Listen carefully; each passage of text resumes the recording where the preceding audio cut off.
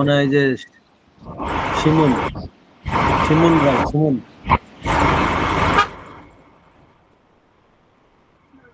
শিমুল ভাই যে আছেন আমার এটা সমস্যা আছে।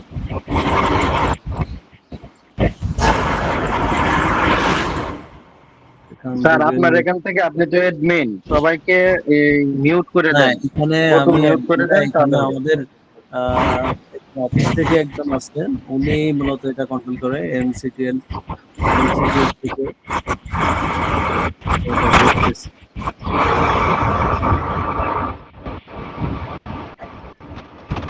শিমুল শিমুল নামের যে আছেন উনি প্লিজ মিউট করেন, মিউট হয়ে যান।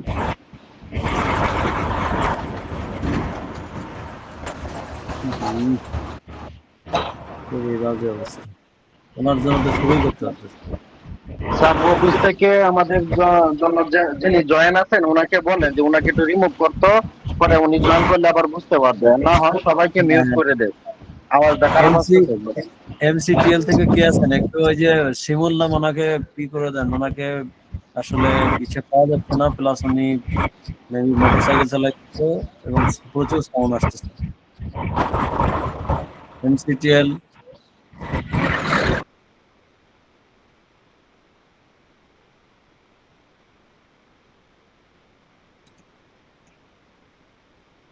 আচ্ছা, এখন উনি অফ আছে।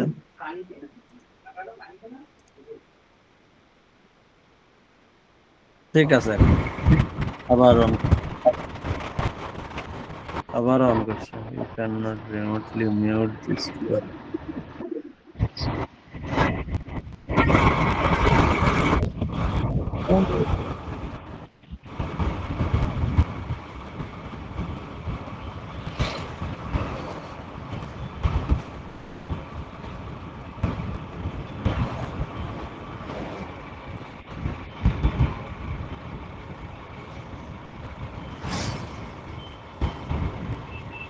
আসসালামু আলাইকুম। এমসিটিএল থেকে যে স্যার যুক্ত আছেন শিমুল ভাইকে একটু করেন। শিমুল ভাই মনে হয় গাড়ি চালাইতেছে, বুঝতে পারতেছে না, একটু দেখেন।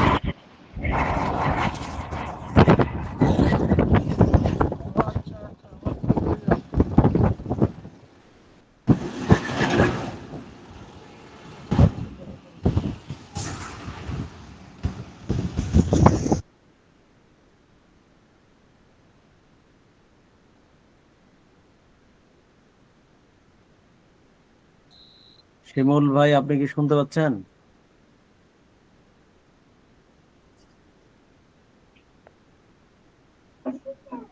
ঠিক আছে, এখন মনে হয় মেবি উনি অফ হয়েছে, আমরা শুরু করি। অলরেডি 40 বেজে গেছে এটা করতে করতে।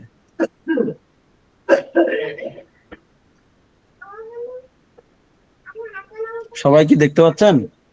স্লাইড দেখা যায়, স্ক্রিন দেখা যাচ্ছে? জি স্যার। আচ্ছা, আসসালামু আলাইকুম, আশা করি সবাই ভালো আছেন। আহ আসলে আমরা যখন ট্রেনিং সেশনে যুক্ত হব তখন আমাদের একটু ই করতে হবে যে আমি অন করে যদি মোটরসাইকেলই চালাতাম তো এটা হওয়ার দরকারই নাই। পরে আমাদের যখন ইসের আরো ব্যস্ততা থাকতে পারে, হয়তো তার কোনো ইমার্জেন্সি সিচুয়েশন বা এরকম আমাদের যদি কখনো সিচুয়েশন হয়, আমরা সেক্ষেত্রে জয়েন না হয়ে আমাদের পরবর্তীতে যখন রেকর্ড ক্লাসগুলো দেওয়া হয়, সেক্ষেত্রে আমরা কিন্তু রেকর্ড ক্লাসগুলো থেকে আমরা আমাদের সেশনগুলো পুরোপুরি পাবো। সো এখানে অরিড হওয়ার কিছু নাই, কোনো ইমার্জেন্সি সিচুয়েশনটাকে আমাদের আগে কি করতে হবে, মেকআপ করতে হবে, ম্যানেজ করতে হবে। ঠিক আছে, মেশিন, আজকে আমাদের টপিক হলো মেশিন গার্ডিং।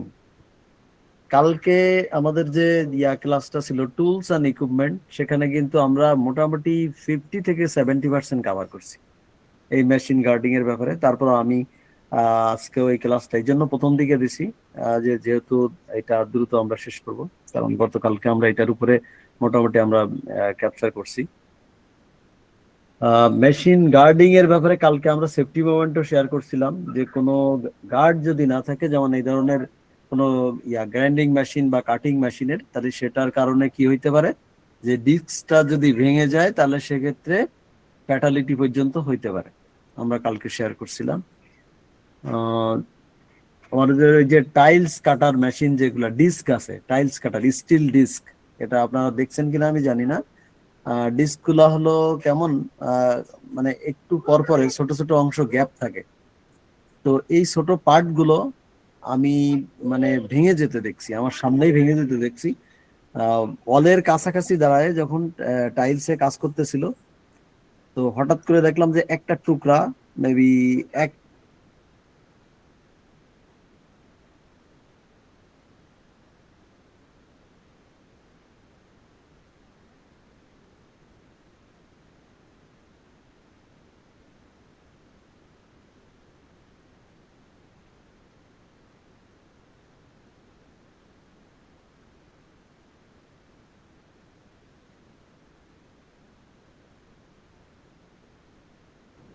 স্যার আপনাকে শোনা যাচ্ছে না।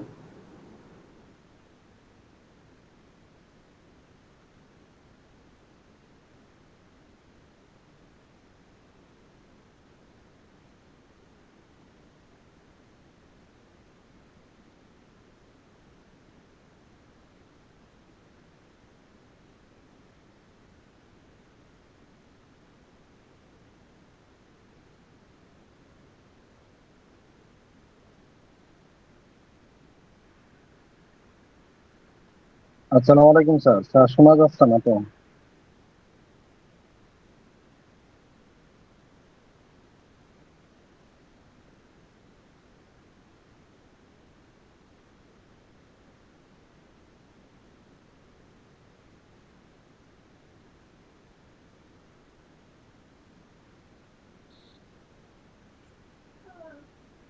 হ্যাঁ, আমাদের আমার এখানে আসলে বিদ্যুৎ বিভ্রাটের কারণে কিছুক্ষণ আমি ডিসকানেক্ট হয়ে গেছিলাম। আপনারা সবাই আছেন কি? জি স্যার, আছি। জি স্যার আচ্ছা, আছি। আমাদের আমাদের এখানে নাই, বিদ্যুৎ নাই, ওয়াইফাই চলে গেছে, যার জন্য সমস্যাটা তৈরি হয়েছে। আচ্ছা, কালকে এই স্লাইড গুলো আমরা মেজরিটি পার্সেন্ট ক্যাপচার করছিলাম। আমাদের আমরা মেশিন গার্ডিং এর ব্যাপারে কিন্তু কালকে ডিসকাস করছি।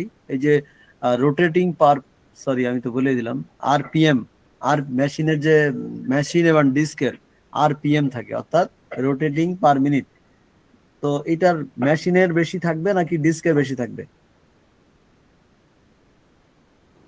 স্যার ডিস্কে বেশি থাকবে। রিস্ক বেশি থাকবে, এটা যেন সবাই মনে রাখবেন এবং একটু চেক করে নেবেন। এটা কিন্তু চেক করাটা খুবই জরুরি। এই অডিটররা এসে যখন কোনো অডিট ভিজিট থাকে, এই অডিটররা কিন্তু খুবই মানে ট্রিকি এগুলো জিনিস দেখে।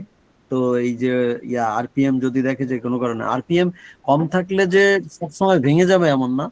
কারণ কি অনেক সময় কি হয়, সাপোজ মেশিনের ধরেন 4,000 বার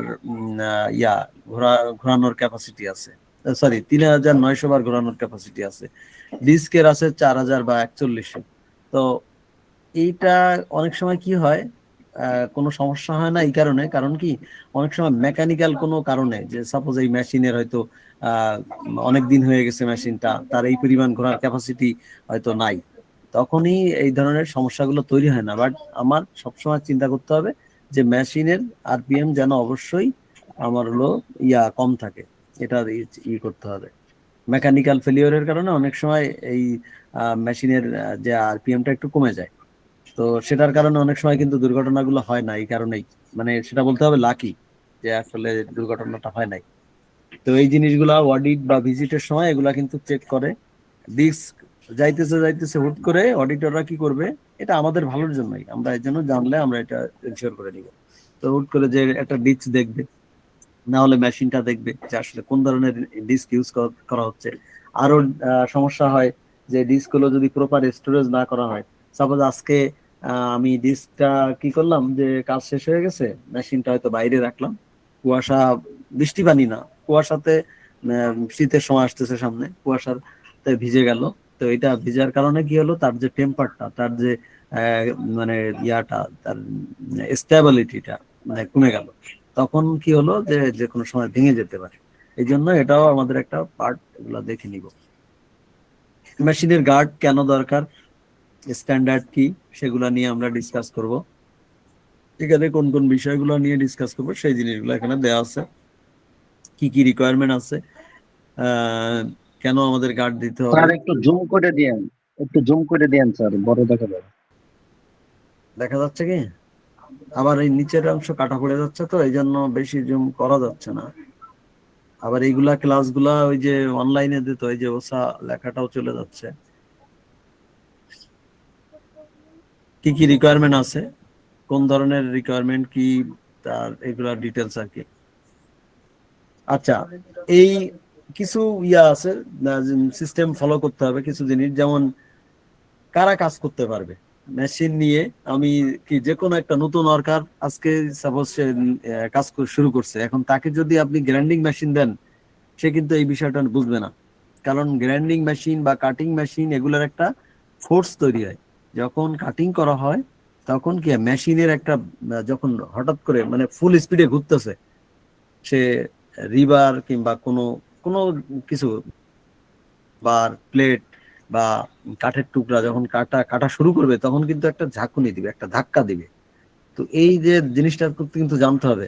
তো অনেকে কি করে যে এই ধাক্কাটা সহ্য না করতে পারলে, বা যদি তার এইটা নিয়ে ধারণা না থাকে, অ্যাওয়ারনেস না থাকে, তাহলে সে কি করবে, হাতের থেকে মেশিনটা ছুটে যাবে। আর হাত থেকে মেশিনটা যদি ছুটে যায়, বের হয়ে যায়, তাহলে তখন কি তার শরীরে হিট করতে পারে, হাতে হিট করতে পারে। আর কোথাও যদি রানিং অবস্থায় কোথাও যদি টাচ করে, তাহলে ওই অবস্থায় কিন্তু মানে সিভিয়ার কেটে যাবে। ঠিক আছে?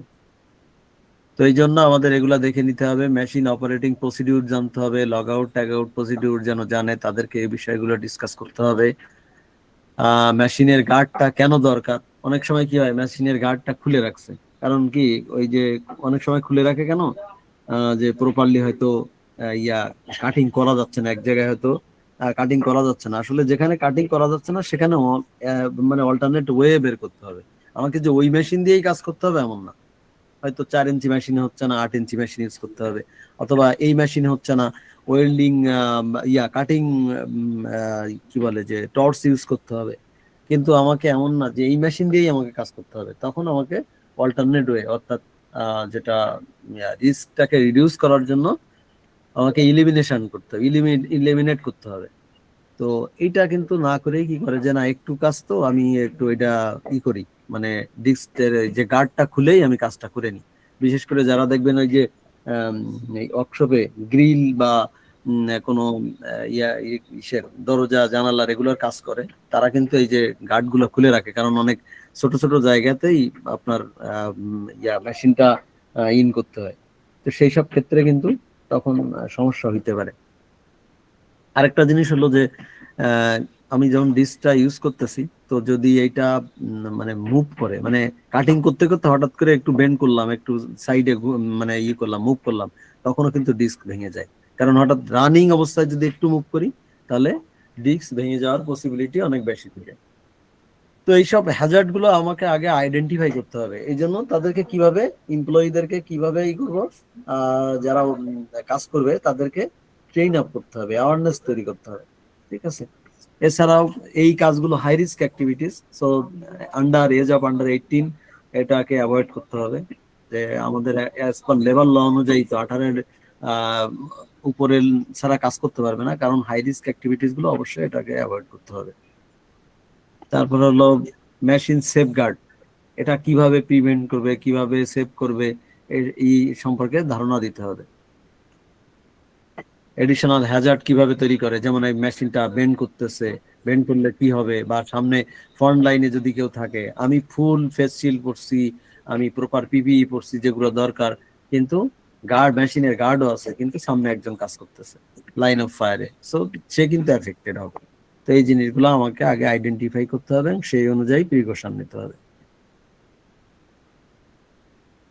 কোথায় এই ধরনের হ্যাজার্ড তৈরি হয়? পয়েন্ট অফ অপারেশন, যেখানে কাজ করা হয়।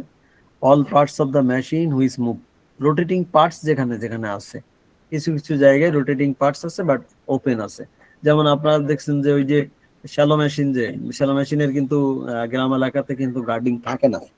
তো এই গার্ডিং এর কারণে অনেক জায়গায় দুর্ঘটনা ঘটে। লুঙ্গি বা কোনো যদি লুজ আইটেম পরা থাকে, লুজ আইটেম যদি থাকে, ক্লথ বা অনেক সময় শীতের সময় ওই যে মাফলার বা কোনো কিছু ইউজ করতেছে, তো মেশিন স্টার্ট করছে, সাথে সাথে মানে অসতর্কতা অবশত বা অসচেতন অবস্থায় হইলে কি হয়, যে এই লুজ আইটেম গুলা তখন এই রোটেটিং পার্টে পার্টসে আটকে যায়। তো আমরা যখন প্রজেক্ট বেস যখনই কাজ করছি যেখানে সেফটিটা এনশিওর করা লাগছে, এইগুলা কিন্তু মাস্ট বি। এটা যদিও এখানে গার্ড থাকে না ম্যানুফ্যাকচারার, কিছু এখন অবশ্য হচ্ছে। এখন বিভিন্ন কোম্পানি এগুলার গার্ডিং সিস্টেম করতেছে, তারপরও কিছু এখনো নাই। তো এগুলা গার্ড কি করতে হবে, ফেব্রিকেট করে নিতে হবে যেন কোনো রকম সমস্যা না হয়, এই ওপেন না থাকে। ফ্লাই হুইল, পুলি, বেল্ট, কনভেয়ার, এগুলাতে এই ধরনের ওপেনিং পার্টস গুলাতে অবশ্যই কাভারিং থাকতে হবে, অথবা এডিশনাল ভেরিফিকেশন থাকতে হবে যে কনভেয়ার বেল্ট আছে বাট আমি পুরোটা কভার করতে পারতেছি না, ঠিক আছে, ওই এরিয়া আমার প্রোটেকশন থাকতে হবে। যে ওখানে অ্যাডমিনিস্ট্রেটিভ কন্ট্রোল থাকতে হবে, ওখানে আমি গার্ড সিস্টেম করে দিব, ভেরিফিকেশন সিস্টেম করে দিব, ওয়ার্নিং সাইনেজ করে দিব। এগুলা কিন্তু আমাদের অ্যাডমিনিস্ট্রেটিভ কন্ট্রোল। তো এই কন্ট্রোল সিস্টেম গুলো আমার এনশিওর করতে হবে।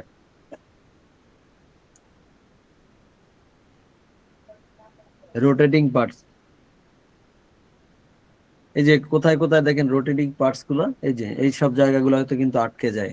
আমরা রোটেটিং পার্টস আরো দেখছি যে ওই যে মোটরসাইকেলে, ধরেন মোটরসাইকেল আছে বা ভ্যান, ইজি বাইক, এগুলাতে কিন্তু প্রায় সময় দেখা যায় যে রোটেটিং পার্টস গুলাতে মানুষের লুজ আইটেম গুলা, কাপড় চোপড় বা এগুলো আটকে কিন্তু মানুষ মারা যাচ্ছে।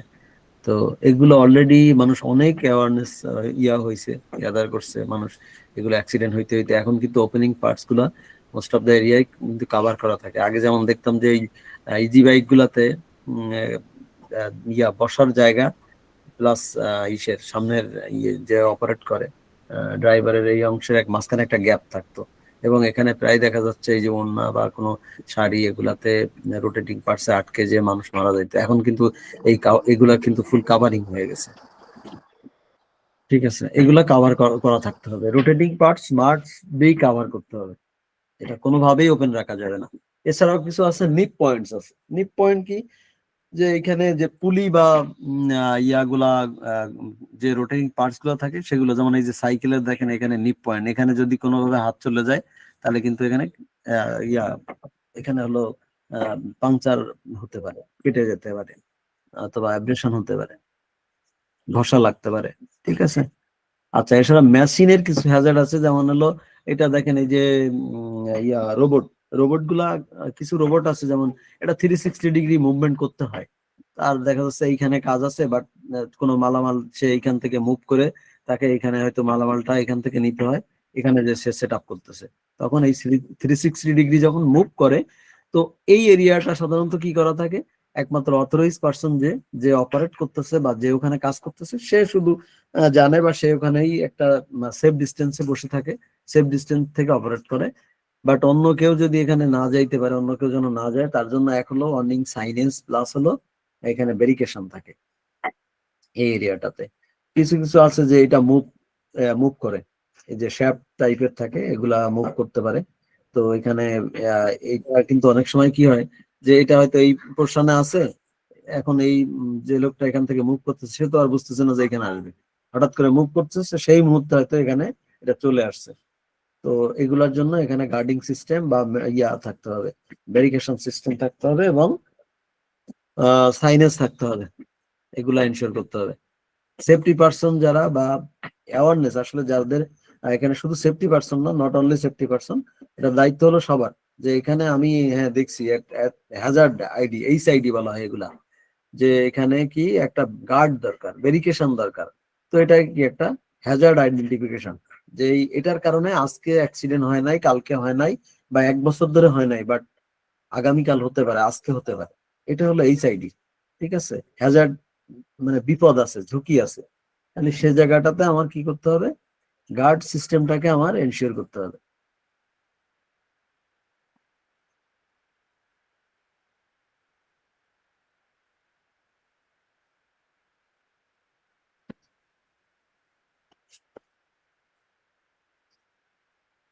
কাটিং এর কিছু মেশিন আছে, মিলার মেশিন, বেন্ড স, সার্কুলার স, অ্যাঙ্গেল গ্রাইন্ডার, কিছু আছে অ্যাঙ্গেল, এগুলো বেন্ড করে কাটে। তো এগুলার ব্যাপারে একদম একবারই only authorize person, train person, এবং হলো যখন কাজ করবে ওই এরিয়াতে ফুললি, এবং কাজ যখন করবে না তখন এই এরিয়াটা এই এই জায়গাটা আপনাকে কি কাভার করা থাকতে হবে, এখানে এডিশনালি কাভার করে দিতে হবে যেন এটা ওপেন না থাকে। এবং যখনই এগুলা নিয়ে কাজ করবে তখন অবশ্যই অবশ্যই তাকে পিপিই, রিকোয়ার্ড পিপিই এনশিওর করতে হবে। এখন রিকোয়ার্ড পিপিই বলতে কি কি আপনারা জানেন মনে হয় সবাই, সেফটি গ্লাস, তারপরে কি ফেস শিল্ড, এরপরে হলো লেদার হ্যান্ড গ্লোভস, এগুলো ইউজ করতে হবে। এবং এটা হলো যে সামনে আরেকজন যদি কাজ করে তারও ফুল প্রোটেকশন নিয়ে কাজ করতে হবে। শেয়ারিং, শেয়ারিং পার্ট বলতে কি একটার সাথে আরেকটা টাচ আপ করে কাটে, এটাকে শেয়ারিং বলে। যেমন এটার সাথে এটার শেয়ারিং, এটার সাথে এটার, এটা মুভ করে এটার সাথে। তারপরে যে এই যে রিভার বেন্ডিং মেশিন থাকে, একটার সাথে আরেকটা টাচ করে কেটে ফেলায়, তো এটাকে বলে শেয়ারিং পয়েন্ট। তো এই শেয়ারিং পয়েন্ট গুলোতে এখানে কিন্তু কাটিং পার্ট থাকে, এখানে কিন্তু চাইলেও কাভার করা যায় না। তো এই জায়গাগুলোতে যে কাজ করবে সে যেন সতর্কতার সাথে কাজ করে এবং তার ফুল ট্রেনিং থাকতে হবে, অ্যাওয়ারনেস সাইনেজ থাকতে হবে। অনেক সময় কি হয় অসতর্কতা বশত এইগুলা এই জায়গাগুলোর ইয়াতে কাজ করতে যেয়ে দুর্ঘটনা ঘটে। যেমন রিভার বেন্ডিং মেশিন নিয়ে কালকে আপনাদের একটা অ্যাক্সিডেন্ট শেয়ার করছিলাম। তো এটা কিন্তু ওপেন থাকাটাই স্বাভাবিক, কারণ এখানে আমি রিভার বেন্ড করবো, এই জায়গাটা তো আর কাভার করা যাবে না, কাভার করলে তো আমি রিভারই ওইখানে দিতে পারবো না। কিন্তু যখন কাজ করবে তার জন্য সেই অ্যাওয়ারনেস ট্রেনিং থাকে। এইটার রুট কজ আসছিল যে ল্যাক অফ অ্যাওয়ারনেস অথবা স্টেট অফ মাইন্ড ঠিক নাই, যে আজকে কাজ করতেছে বাড়ির দিকে কোনো ঝামেলা হয়েছে, কোনো করছে, মনে করেন তার বাসায় হয়তো কেউ অসুস্থ। তো এই ধরনের সমস্যাগুলো হলে সুপারভাইজারের সাথে কথা বলে ছুটি নিতে হবে, বা কাজটাকে কিছুক্ষণের জন্য, আমি যে এই মুহূর্তে আমি কাজের দিকে মন নাই, আমার কাজটা অফ রাখতে হবে, আদারওয়াইজ অ্যাক্সিডেন্ট, মেজর অ্যাক্সিডেন্ট হতে পারে। স্ট্যাবিং এন্ড পাঞ্চিং, এই যে কিছু আছে না যে ড্রিল, ছিদ্র করা, পাঞ্চ করা, স্ট্যাবিং করা, এগুলার ক্ষেত্রে যেমন সেলাই মেশিন, সেলাই মেশিনে অনেকের কিন্তু হাত পুরা যে ছিদ্র হয়ে গেছে, আঙ্গুল গুলা বিশেষ করে অন্যদিকে খেয়াল করে সেলাই করতেছে, তখন কি হয় এখানে পাঞ্চিং হয়ে যায়। এছাড়াও আছে ড্রিল মেশিন, ড্রিল মেশিন গুলার সাথে কালকে যে বলতেছিলেন আপনারা হ্যান্ড গ্লোভস, অসতর্কতা বশত হ্যান্ড গ্লোভসও এর সাথে টাই আপ হয়ে এর সাথে জড়ায় যেয়ে কিন্তু দুর্ঘটনা ঘটতে পারে। সো এখানে একমাত্র স্পেসিফিক যে আছে হ্যান্ড গ্লোভস আছে, বা যদি কোনো ছোট ছোট কাজ থাকে তাহলে সেক্ষেত্রে অনেক ক্ষেত্রে হ্যান্ড গ্লোভস না ইউজ করেই কাজ করা লাগবে। সেটা খুব মানে কনসিডার করতে হবে কাজের উপরে ভিত্তি করে, বাট এটা খুবই রেয়ার। আমরা চেষ্টা করব যে আমাদের সবসময় অল্টারনেট ওয়ে, হয় আমার কাট রেজিস্ট্যান্স গ্লোভস ইউজ করব, না হলে লেদার গ্লোভস ইউজ করব, বাট চেষ্টা করব ফুল পিপি এর আওতায় কাজ করা। ইম্প্যাক্ট, যেটা আগে দেখানো হয়েছে, আঘাত লাগতে পারে, ধাক্কা লাগতে পারে রোটেটিং পার্টস এর কারণে, আর্মের কারণে, রোবটের আর্মের কারণে, যেদিক থেকে মুভ করে, ইনট্যাঙ্গেলমেন্ট, অর্থাৎ এইটা যে দিয়ে মুভ করতেছে এই অংশ মনে করেন কাভার আছে, বাট এই যে এটা লুজ আছে কোনো কারণে, এগুলোতে টাই আপ হয়ে গেল, তখন কি এটা ওই অবস্থায় ঘুরবে, এটা মুভ করতেছে, এটা এইদিকে কিন্তু এখানে নিচের দিকে মুভ করতেছে, আবার এটা কিন্তু এইদিকে মুভ করতেছে, দুই দিকে, অর্থাৎ দুই দিকে মুভ হয়। সো আমাকে এখানে ফুল কেয়ারফুল থাকতে হবে যে এখানে বা এখানে এই অংশের সাথে কোনোভাবেই যেন টাই আপ না হয়। এটা কিন্তু মুভ করতেছে এইদিকে, বাট এই টাই আপ হবে এইখানে, এদিকে টাই আপ হয়ে যাবে। ফ্রাকশন এন্ড অ্যাব্রেশন, অনেক সময় এখানে কি ঘষা লাগতে পারে, এই কনভেয়ার বেল্ট এখানে কি ঘষা লাগতে পারে, গ্রাইন্ডিং হুইল আছে, হুইলের সাথে ঘষা লাগতে পারে, অ্যাব্রেশন হইতে পারে, ফ্রিকশন, চাপ লাগতে পারে একটার সাথে আরেকটা। এগুলোর থেকে আমার দূরে থাকতে হবে। এর আগেও যেটা দেখানো হয়েছে, ক্রাশিং হইতে পারে একটার সাথে একটা, পিছনের ওয়াল, বাট এখান থেকে কিন্তু গ্যাপ ছিল অনেক, যখনই যাইতে গেছে তখনই এটা হয়তো ওই পাশে যে অপারেট করতেছে সে সুইচ দিছে, এটা বাইরে যখন বের হয়েছে তখন এখানের সাথে হিট করছে। ঠিক আছে, এগুলো হলো ক্রাশিং ইনজুরি বলা হয়।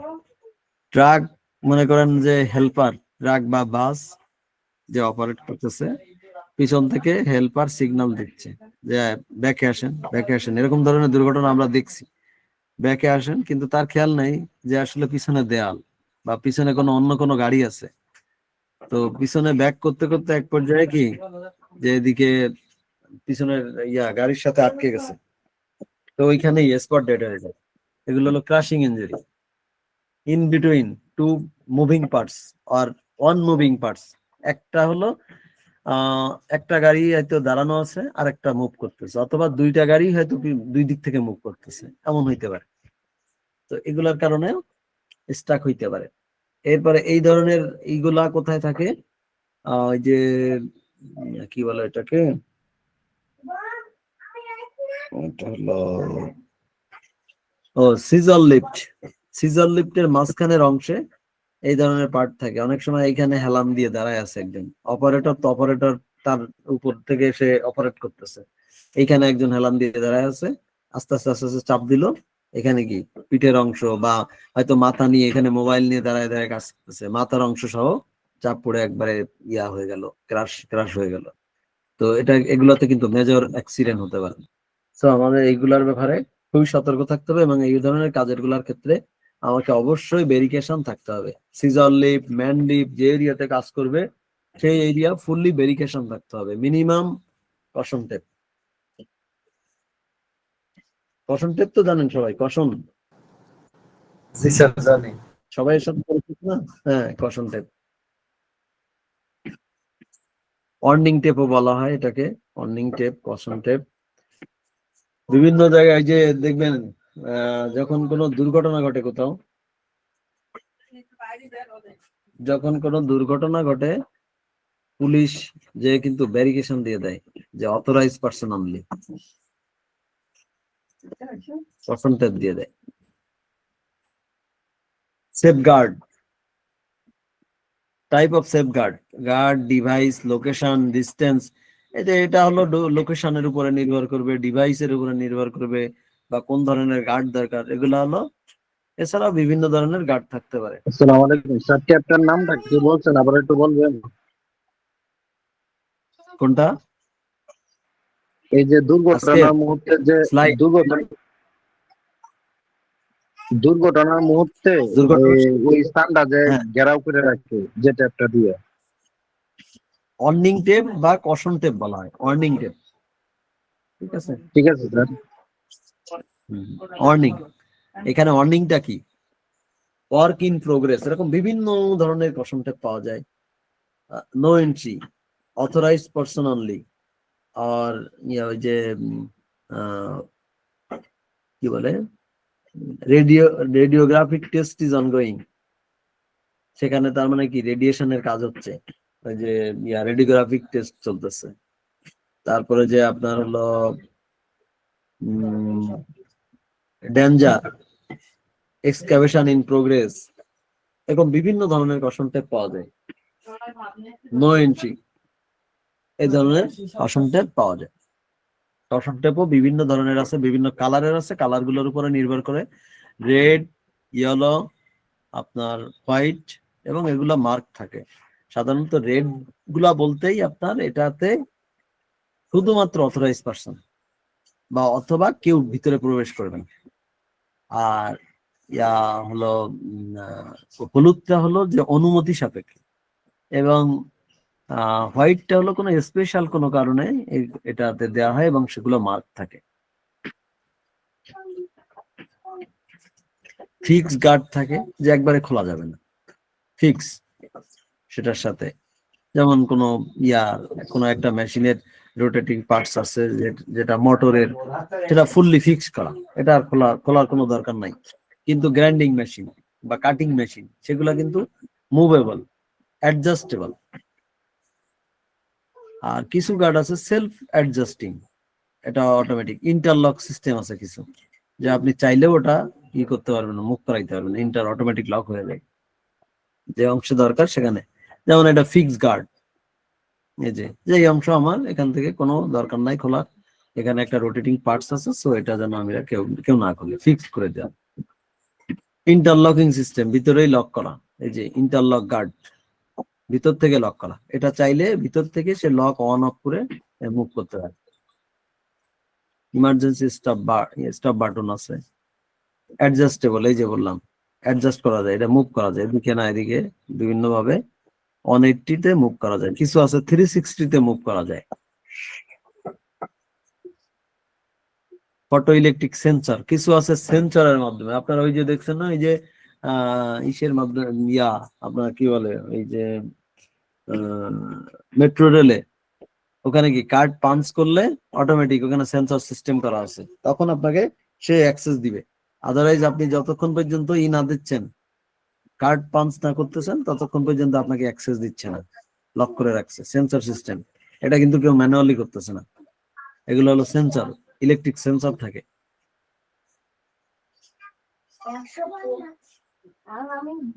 ট্রিপ ওয়্যার কেবলের মাধ্যমে কিছু করা থাকে, যেগুলা ডিভাইস থাকে, ডিভাইসের মাধ্যমে এগুলাকে কন্ট্রোল করা হয়। আচ্ছা, এখানে একটা খুব ইম্পর্টেন্ট মজার বিষয় হলো, দেখেন পুল ব্যাক, এখানে এই যে হাতের সাথে দেখছেন যে এই যে তাকে মানে পুল ব্যাক, অর্থাৎ সে যেন হাতটা মানে আর এখান থেকে সামনে যাবে না, সে চাইলেও যাবে না। অনেক সময় কাজ করতেছে, বিশেষ করে এই যে বিভিন্ন ধরনের মেশিনারিজ গুলাতে, যেগুলাতে রোটেটিং পার্ট কাভারিং করা যায় না, সেই সব জায়গাগুলোতে সাধারণত এই ধরনের পুল ব্যাক সিস্টেম করা থাকে। একটা অ্যাক্সিডেন্ট দেখছিলাম বলতে ওইখানে আর কি, যখন অ্যাক্সিডেন্ট হয়েছে তখনই শুনছি। এটা হলো ইসে একটা কি ফ্যাক্টরি বলে, যে কম্বল ফ্যাক্টরিতে। তো একটা মহিলা, সে রাত্রেও এইটাতে তারা ডিউটি ছিল, তো সারা রাত কাজ করছে। ঠিক ভোরের দিকে এসে, অর্থাৎ সে হয়তো ঘুমায় পড়তেছিল, তো যখনই সে করছে, হঠাৎ করে পড়ে যাচ্ছিল আর কি, ওইখানে যারা ছিল তাদের মাধ্যমে জানলাম, হঠাৎ করে সে পড়ে যাচ্ছিল তখন, এবং তার মাথার চুলগুলো খোলা ছিল, এবং যখন সে নিচু হয়ে গেছে তখনই তার মাথার চুলগুলো মেশিনের মধ্যে চলে গেছে। মেশিনের মধ্যে যাওয়ার সাথে তার পুরা মাথার থেকে, মাথার চুল যখন টান পড়ছে, পুরা মাথা মানে উপরের চামড়া সব উঠে চলে গেছে, এবং সে কিন্তু মানে বেশিক্ষণ বাঁচে নাই, তাকে হাসপাতালে নিতে নিতে সে মারা গেছে। তো এইসব ক্ষেত্রে এই ধরনের পুল ব্যাক সিস্টেম দেওয়া থাকে, যে না চাইলে উনি হয়তো দাঁড়ায় দাঁড়ায় কাজ করতে হয়, তাহলে তাকে এমন পুল ব্যাক সিস্টেম থাকবে যে না, সে যদি পড়েও যায় তাহলে এইটা মেশিনের মধ্যে পড়বে না, পিছন দিকে তাকে টেনে ধরবে। তো এই সব ক্ষেত্রে কিন্তু পুল ব্যাক সিস্টেম থাকে এগুলাতে, যে সে হাত চাইলেও সামনের দিকে আর আগাইতে পারবে না, যতক্ষণ সেফ ডিস্টেন্স পর্যন্ত সে অপারেট করতে পারবে। ঠিক আছে। আজকে এই আজকে যে তো মিরপুরে আগুন লাগছে স্যার একটা ফ্যাক্টরি। হ্যাঁ, আমি দেখলাম একটা ভিডিও দেখতেছিলাম, মিরপুরে কোথায় লাগছে এটা? এটা সঠিক বলতে পারবো না, আমিও নিউজেই দেখলাম। হম আহ, 9 জনের সম্ভবত ওখানে মৃত্যু হয়েছে, আর 5 জনের মতো হসপিটালে। আসলে proper planning, proper evacuation system বা ইমার্জেন্সি প্রিপেয়ার্ডনেস আসলে আমাদের ফ্যাক্টরি বিল্ডিং গুলাতে মানে একবারেই নাই বললেই চলে, যেটা আসলে দুর্ঘটনার সব থেকে বড় কারণ। তারপরে এখন, আগে যে দুর্ঘটনা ঘটতো গার্মেন্টস ফ্যাক্টরি গুলাতে, এই গার্মেন্টস ফ্যাক্টরি গুলাতে এখন তুলনামূলক মানে বলা যায় যে 90% কমে আসছে। সেটার কারণ হলো, মেন কারণ হলো, যারা বায়ার থাকে, বায়ারদের একটা হিউজ রিকোয়ারমেন্ট থাকে, যে না আমরা এইগুলা না হলে আমরা নিব না। এমনকি পিন পরিমাণ কোনো ময়লা থাকলেও সেটাকেও তারা অ্যালাউ করে না। তো এটাতে কি হয়েছে, এবং কোনোভাবেই অ্যাক্সেস ব্লক রাখা যাবে না, কোনোভাবেই না। বাইরে যারা গার্মেন্টসে, আমার অনেক কলিগ আছে যারা গার্মেন্টস ফ্যাক্টরিতে চাকরি করে। স্যার ওখানে শুনলাম ওখানে নাকি কেমিক্যাল গুডাউন থেকে প্রথমে হ্যাঁ, এই বিস্ফোরণটা শুরু কেমিক্যালে হয়। তো প্রতি বছর বাংলাদেশে আসলে সেই ইসের থেকে আপনার এই যে নিমতলির দুর্ঘটনা, তারপরে আপনার এই যে মাঝে কোথায় কোথায় হইলো চুরিহাট্টা, তারপরে আরো এরকম প্রত্যেক জায়গায় এই কেমিক্যালের আসলে আহ এগুলার কারণে দুর্ঘটনা ঘটতেছে। তো এইগুলা কিন্তু সবাই জানে, সবাই করে, কিন্তু যখন দুর্ঘটনা ঘটে তখনই শুধু এগুলা নিয়ে ইনভেস্টিগেট হয়, এছাড়া আর কোনো কিছু হয় না। এগুলা প্রশাসনও জানে, টাকা পয়সা মানে যারা উপর লেভেলে বসে আছে এগুলো যারা দেখবে, তারা আসলে এগুলো কিছুই করে না, তারা টাকা পয়সা খায়, খেয়ে বসে থাকে। এগুলার ইন্সপেকশন তো হওয়ার কথা, ফ্যাক্টরি ইন্সপেকশন, কিন্তু যারাই এই পজিশন গুলোতে বসে আছে তারা আসলে কোনোভাবেই এগুলা নিয়ে কাজ করতে পারে না। দ্বিতীয়ত কিছু রাজনৈতিক কারণও আছে, যে আমি রাজনৈতিক দলের বড় নেতা, আমার তার উপরে কেউ কথা বললে তো তার চাকরি থাকবে না, না হলে খাগড়াছড়ি ট্রান্সফার হয়ে যাবে, বান্দরবান ট্রান্সফার হয়ে যাবে। তো ওই চুপচাপ থাকে আর কি। এগুলা নিয়ে রানা প্লাজা এত বড় দুর্ঘটনা ঘটলো, আসলে কিছুই হয় নাই সেই তৎকালীন সরকারের কারণে। তো এগুলা বিভিন্ন কারণ থাকে। যাই হোক, আমরা এই যে রেসিডেন্ট ডিভাইস, এটাও আগেরটার মতো, মানে এগুলা সেট আপ করে নিতে হয়, যেটা কোথায় সেট আপ করে নিবে, যতদূর সেফ ডিস্টেন্স সেই পর্যন্ত, তার বাইরে যাবে না, এইভাবে সেট আপ করে নিতে হবে। এই যে দেখেন এখান থেকে টানানো। টু হ্যান্ড কন্ট্রোল, দুই হাত দিয়ে কন্ট্রোল করা যায়। দুই হাত দিয়ে কন্ট্রোল কেন করা যায়? যে এক হাত দিয়ে আমি যদি মেশিনটা কন্ট্রোল হচ্ছে না, তখন যেন আর এক হাত দিয়ে অন্তত কন্ট্রোল করতে পারে, এই জন্য টু হ্যান্ড কন্ট্রোল মেশিন থাকে। এগুলো হলো safe controlling system. Gate gate close, gate open, মানে এটা কেন থাকে, যে যাতে যখন আমার এখানে মেইনটেনেন্স হচ্ছে না, বা যখন আমার এখানে রানিং মেশিন, তখন যেন এই গেট গুলা ক্লোজ থাকে, যাতে কেউ চাইলেও ভিতরে ইন করতে না পারে। এই যে আগে যেটা দেখছিলেন, যেটার কারণে এরকম ইয়া মানে ইয়া কি বলে, তার হিট করার পসিবিলিটি ছিল, সেই এরিয়া গুলার পেরিফেরিতে কি করছে, ব্যারিকেশন করছে। অটোমেটিক ফিডিং, কিছু আছে যে আপনাকে ম্যানুয়ালি করা লাগতেছে না, অটোমেটিক একবার সেট করে দিলেই অটোমেটিক ফিডিং নিচ্ছে মেশিন গুলা, এইভাবে তৈরি করা। তার মানে ওখানে কি, এইখানে হলো হায়ারার্কি অফ কন্ট্রোলে কি ইলিমিনেশন করছে, কি করছে, যে ম্যানুয়ালটাকে বাদ দিয়ে মেশিনারির মাধ্যমেই অটোমেটিক সিস্টেম ফলো করছে। তাহলে এইখানে একটা কি করলো, অল্টারনেট ওয়ে ফলো করা হয়েছে, ইলিমিনেট করা হয়েছে হ্যাজার্ডটাকে। হোল্ডিং এইডস, কিছু আছে যে আমি হাত দিয়ে যদি মানে করি, অপারেট করি, তাহলে দেখা যাচ্ছে আমার হাতে হাতে ক্র্যাশ হইতে পারে, কেটে যেতে পারে, বা মানে পুরা অ্যাব্রেশন হইতে পারে, ঘষা লাগতে পারে। তার জন্য কি এই ধরনের ডিভাইস তৈরি করা হয়, যে এই ধরনের ডিভাইস ইউজ করা হয়, যে ইনকেস যদি মানে কোথাও চাপা লাগে, তো এই যে ডিভাইসের উপর দিয়ে যাবে, আমার হাতে টাচ আপ হবে না, সেফ। এটা হলো অল্টারনেট, এটাও একটা অ্যাডমিনিস্ট্রেটিভ কন্ট্রোল। কন্ট্রোল গুলো আপনারা কি বুঝতেছেন তো নাকি? জি স্যার। এই যে 5টা কন্ট্রোলিং সিস্টেম আপনাদেরকে বলছিলাম, hierarchy of control, elimination, substitution, administrative, engineering control, administrative control, and তারপরে পিপি। তো এটা আমরা ইঞ্জিনিয়ারিং কন্ট্রোলও স্যার বলতে পারি। স্যার এই পাঁচটা একটু ধীরে ধীরে বলবেন, একটু নোট করে নেই। এটা আপনারা পাবেন হায়ারার্কি অফ কন্ট্রোল দিয়ে সার্চ দিলেই আপনারা একবারে ডিটেলস পাবেন, হায়ারার্কি অফ কন্ট্রোল। ঠিক আছে, এটা হলো ইলিমিনেশন, ইলিমিনেট করা। ইলিমিনেট মানে কি, বাদ দেওয়া একবারে, যে আমি এইভাবে কাজ করব না। ওই যে দেখাইলাম যে আপনার ম্যানুয়ালি মেশিনে ফিডিং না করে কি করতেছে, অটোমেটিক মেশিন সেট আপ করছে, যেখানে কোনো লোকই থাকবে না, যখন মেশিন রান করবে তখন ওইখানে কোনো পার্সনই থাকবে না। তাহলে এটা কি একটা অল্টারনেট ওয়ে। আবার ইলিমিনেট করা, সাবস্টিটিউশন করা। সাবস্টিটিউট বলতে কি, যে এটা পরিবর্তন, অন্য কোনো ওয়ে, একটা পার্টস হয়তো, যে আমার এটার কারণে অনেক ভাইব্রেশন হচ্ছে, বা মেশিনে কোনো ঝামেলা হচ্ছে, বা মেশিনের এটার কারণে আমার হ্যাজার্ডটা এডিশনাল হ্যাজার্ড আছে, তো ওইটার কারণে সাবস্টিটিউশন করলাম কি, যে না, আমি এই মেশিন না ইউজ করে, বা এই ধরনের কেমিক্যাল না ইউজ করে, আমি অল্টারনেট কোনো কেমিক্যাল ইউজ করবো যেটাতে হ্যাজার্ড কম। তাহলে এখানে হলো কি, ওইটার অল্টারনেট সাবস্টিটিউট করলাম। এরপরে হলো ইঞ্জিনিয়ারিং কন্ট্রোল, যে না, আমাকে এটা গার্ডিং সিস্টেম আমি তৈরি করে দিলাম, যে এখানে গার্ড না থাকার কারণে আমার একটা হ্যাজার্ড এক্সপোজ হচ্ছে, যে এটার কারণে লুজ কোনো আইটেম সেটা আটকে যেতে পারে। তো এটাকে আমি কন্ট্রোল করার জন্য গার্ড করে দিলাম, ইঞ্জিনিয়ারিং সিস্টেম, ইঞ্জিনিয়ারিং অর্থাৎ মানে একটা প্রোটেকশন তৈরি করে দিলাম। তাহলে এটা হলো, এটাকে বলে ইঞ্জিনিয়ারিং কন্ট্রোল। আচ্ছা, এরপরে যে কি আছে, অ্যাডমিনিস্ট্রেটিভ কন্ট্রোল। তো এটাতে কি করলাম, যে আমি একটা সাইনেজ দিয়ে দিলাম, আমার আছে গার্ডিং সিস্টেম আছে, এছাড়াও আমি কি করলাম, যে ডন্ট ওপেন একটা সাইনেজ দিলাম, অথবা সাইনেজ দিলাম rotating parts, do not move, do not open during running of the equipment. তো এই ধরনের আমি সাইনেজ দিয়ে কি করলাম, এটা একটা অ্যাডমিনিস্ট্রেটিভ কন্ট্রোল, প্রশাসনিক। অথবা বললাম যে ওইখানে এই এরিয়াতে প্রবেশ নিষেধ, অথরাইজ পার্সন অনলি, এগুলা সবই হলো অ্যাডমিনিস্ট্রেটিভ কন্ট্রোল।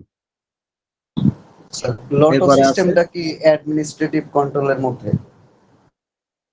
লোটো সিস্টেম হলো আপনার এটা আপনার অ্যাডমিনিস্ট্রেটিভ কন্ট্রোলের মধ্যে বলা যায়।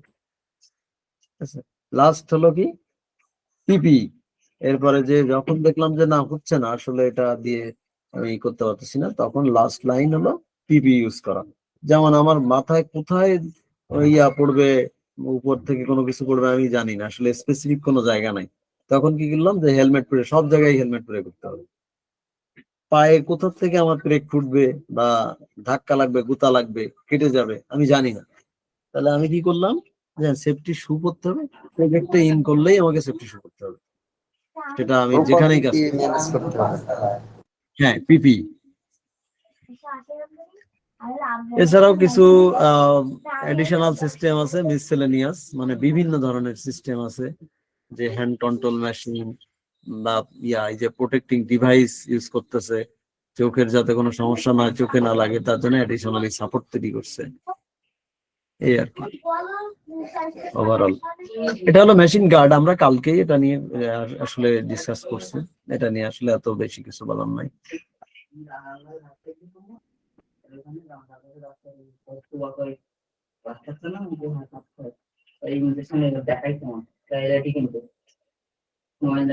আমরা আর পার্টে যাই।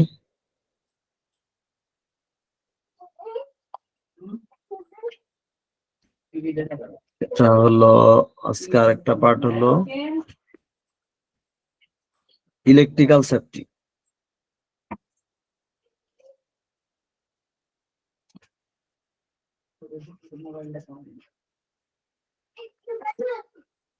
আচ্ছা, যেমন দেখেন একটা জিনিস হলো ইলেকট্রিক্যাল সেফটির ব্যাপারে বলি, ইলেকট্রিসিটি ছাড়া আমি মনে করলাম যে না আমার এই কাজ, বাসা বাড়িতে ইলেকট্রিসিটি দরকার। এখন ইলেকট্রিসিটি কি, বিদ্যুৎ তো একটাই হ্যাজার্ড, তাই না? বিদ্যুৎ তো এটা অবশ্যই আমরা সবাই জানি যে এটার কারণে ইলেকট্রিক শক হতে পারে, ফায়ার হতে পারে, এক্সপ্লোশন হতে পারে। আমি যদি এইটাকে বলি যে না এটা কি করো, ইলিমিনেট করো, আমরা চাইলে কি পারবো? না স্যার, সম্ভব না। সম্ভব না, কারণ আপনার বিদ্যুৎ ছাড়া আমরা কল্পনাই করতে পারি না। বর্তমান একটা আমাদের লাইফের মানে একটা অবিচ্ছেদ্য অংশ, যে বিদ্যুৎ ছাড়া প্রতিটা ক্ষেত্রে, ইভেন তো আমি যে মোবাইলটা ইউজ করতে, সেটাও বিদ্যুতের মাধ্যমে আমাকে চার্জ করতে হচ্ছে। তাহলে কি আমার বিদ্যুৎটা অপরিহার্য হয়ে গেছে। এখন আমি চাইলেও এটাকে অল্টারনেট করতে পারবো না, তখন আমাকে কি করতে হবে, তখন তার, যেহেতু এটাকে ইলিমিনেট করতে পারতেছি না, তখন তার অল্টারনেটিভ ওয়ে খুঁজতে হবে, যেটাকে আমি আসলে সেফ ভাবে কিভাবে ইউজ করতে পারি, মিস ইউজ না করে সেফ সেভ ইউজ করতে হবে। তো সেই সেভ ইউজের জন্য আমাদের বিভিন্ন প্রসিডিউর আছে, বিভিন্ন সিস্টেম আছে, বিভিন্ন ডিভাইস আছে, সেগুলোকে আমাদের ফলো করে আমাদেরকে কাজ করতে হবে।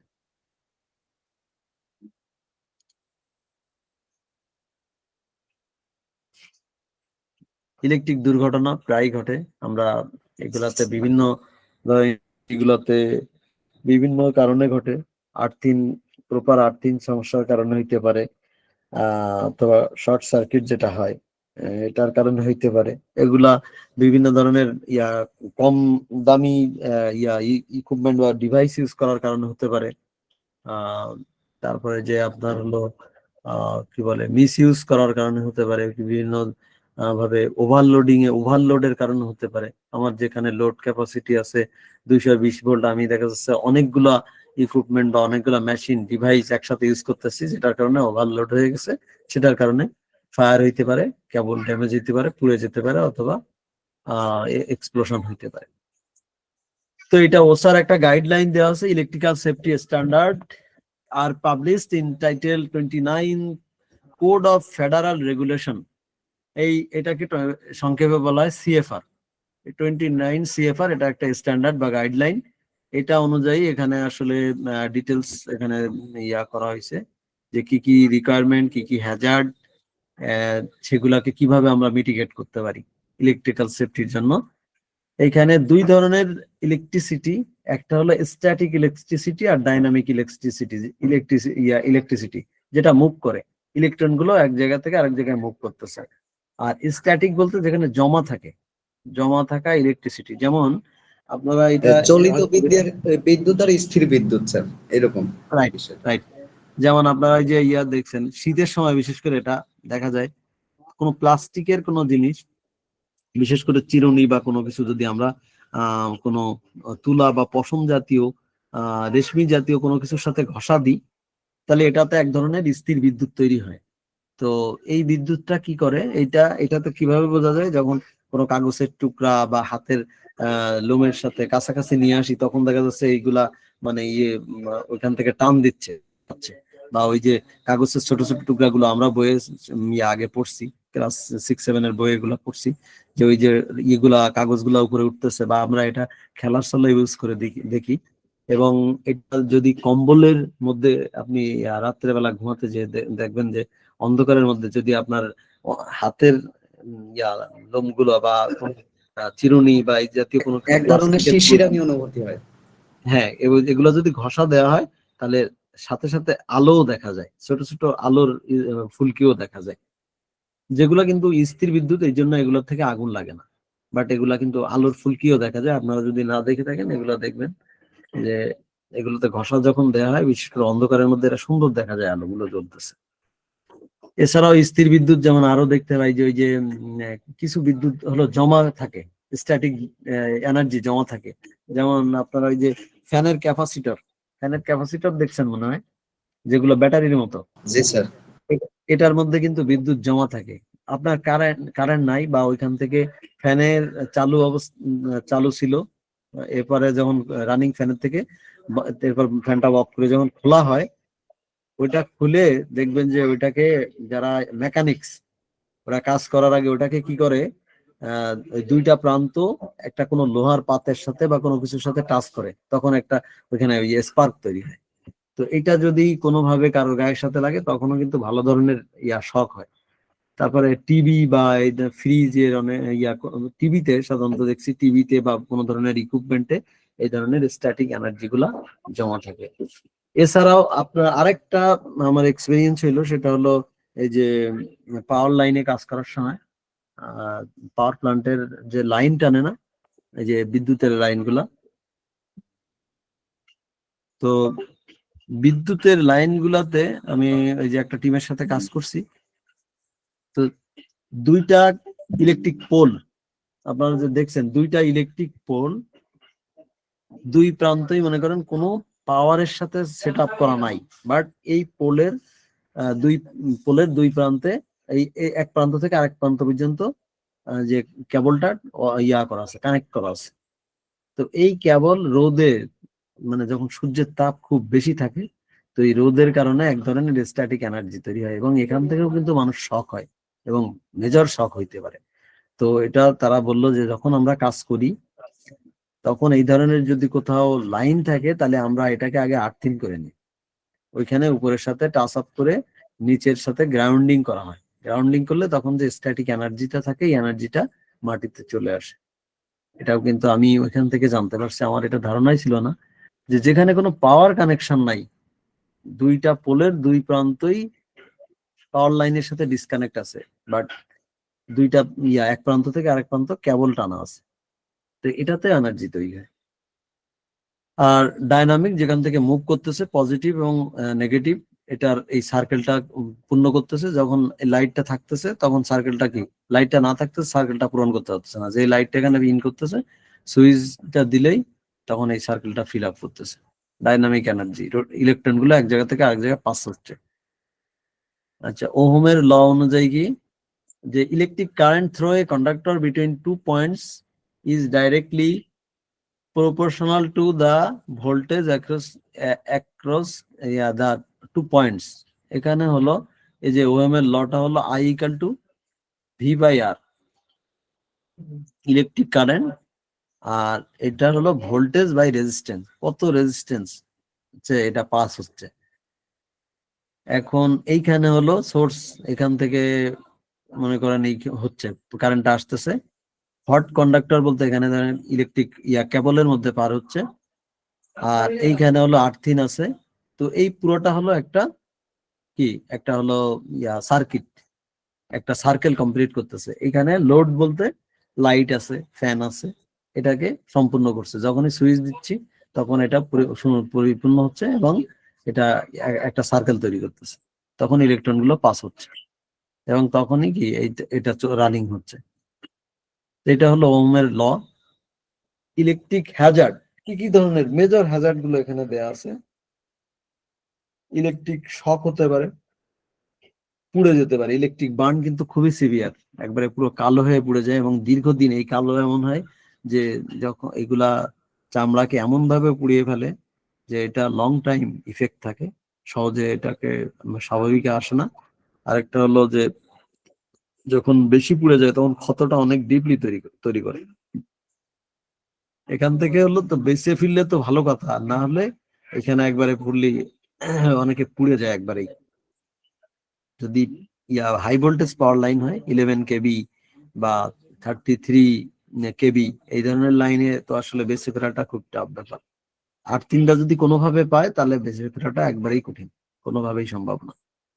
অনেক সময় সার্কিট কমপ্লিট যখন না হয় তখন হয়তো ধাক্কা দিয়ে ফেলায় দেয়, বাট তা এইটুক সময়ের মধ্যেই কি হয়, পুড়ে যায়, বার্ন হয়ে যায় এবং অথবা উপর থেকে পড়ার কারণেই তার অন্য ফলিং হ্যাজার্ডের কারণেও মানুষের মৃত্যু হয়। এছাড়াও আর্ক ব্লাস্ট হয়, যে ফ্লাশ হয়ে যায় একবারে পুরা, মানে হয় যে হঠাৎ করেই মানে স্পার্ক গুলো তৈরি হয়ে ধাক্কা দিয়ে ফেলায় দেয় বা পুড়ে যায়। ইলেকট্রিক ফায়ার হয় অথবা এক্সপ্লোশন হতে পারে। আর এই যে বললাম ইলেকট্রিক শকের কারণে উপর থেকে, উপরে কোথাও কাজ করতেছে সেটার কারণে উপর থেকে পুড়ে গেল, তাহলে তখন ইলেকট্রিক শক তো একটা হয়েছে, দ্বিতীয়ত সে কি উপর থেকে পুড়ে গেছে। দুইটা হ্যাজার্ড তখন। ইলেকট্রিক শকটা কিভাবে পরিপূর্ণ হয়, যেমন কারেন্টের মনে করেন যে কেবল দুই পাশ থেকে এটাকে টাচ করলো, তাহলে কি তার পুরো সার্কিট কমপ্লিট করতেছে, এখান থেকে এখানে তার বডি হয়ে পুরা পাস হচ্ছে আর তিন পাস, সে নিজেই লোড হয়ে যাচ্ছে। নিজেই লোড হয়ে যাচ্ছে। একদম এক্স্যাক্টলি রাইট, সে রাইট, একবার খুবই ভালো একটা এক্সাম্পল বলছেন, যে নিজেই লোড হয়ে যাচ্ছে, মানে সেই বিদ্যুতের সেই বাল্ব অথবা ফ্যানের মতো হয়ে যাচ্ছে। তার মানে কি ফ্যান বা বিদ্যুতের বাল্ব তো জ্বলতেছে, সে কি জ্বলবে, সে তো পুরাই ওইখানে জ্বলে পুড়ে যাবে। পুড়ে যাবে, রাইট। আচ্ছা, এক পাশ থেকে টাচ আপ করছে, মনে করেন যে বিদ্যুতের কোনো ইয়ার সাথে এক পাশে টাচ আপ করছে, এখান থেকে তার সার্কিটটা কিভাবে কমপ্লিট করছে, সার্কেলটাকে এই যে গ্রাউন্ডিং হয়ে যাচ্ছে। এখন নিচের তার দিকে পায়ে মনে আর্থিং করেন, করছে। রাইট, এখন এইখানে যদি তার পায়ে মনে করেন কোনো শক প্রুফ মানে থাকে, সেফটি শু থাকে, যে সেটাতে শক প্রুফ আছে, তাহলে কি হবে, তখন তাকে ধাক্কা দিয়ে ফেলে দিবে বা তার হয়তো বার্ন হবে, পুড়ে যাবে, এই ধরনের সমস্যা হবে। বা মেজর যে সিভিয়ারিটি থেকে তাকে কি করবে, কিছুটা মানে ক্ষতির পরিমাণটা কমে যাবে, রক্ষা করবে। রক্ষা করবে। এছাড়াও বিভিন্ন মেশিনে অনেক সময় কি হয়, যে এটা আর্থিং হয়ে যায়, এটাতে কারেন্ট হয়ে যায়, সেটাতে টাচ অফ হয়েছে, এখান থেকে তার বডিতে আর্থিং হয়ে এই ফুল মানে সার্কেল কমপ্লিট করতেছে, তখনই আমার হলো শক হয়। সিভিয়ারিটি অফ শক, কত কারেন্ট বডি থেকে পাস হলে মানে কি পরিমাণ মানে অনুভূতি ফিল হয়। 120 ভোল্ট, এটাকে ওহমে দিছে। এইটা হলো ওহমের এই যে সিম্বল, ওহম বা একক, এটা হলো বিদ্যুৎ প্রবাহের 1200, 120 ভোল্ট এটাকে বলে 1200 ওহম। এটা কারেন্ট এম্পিয়ার পাস হচ্ছে 0.1, 0.1 যখন পাস হচ্ছে তার মানে কি, তখন হলো সিভিয়ার অবস্থা, এটা হলেই সে মারা যাবে।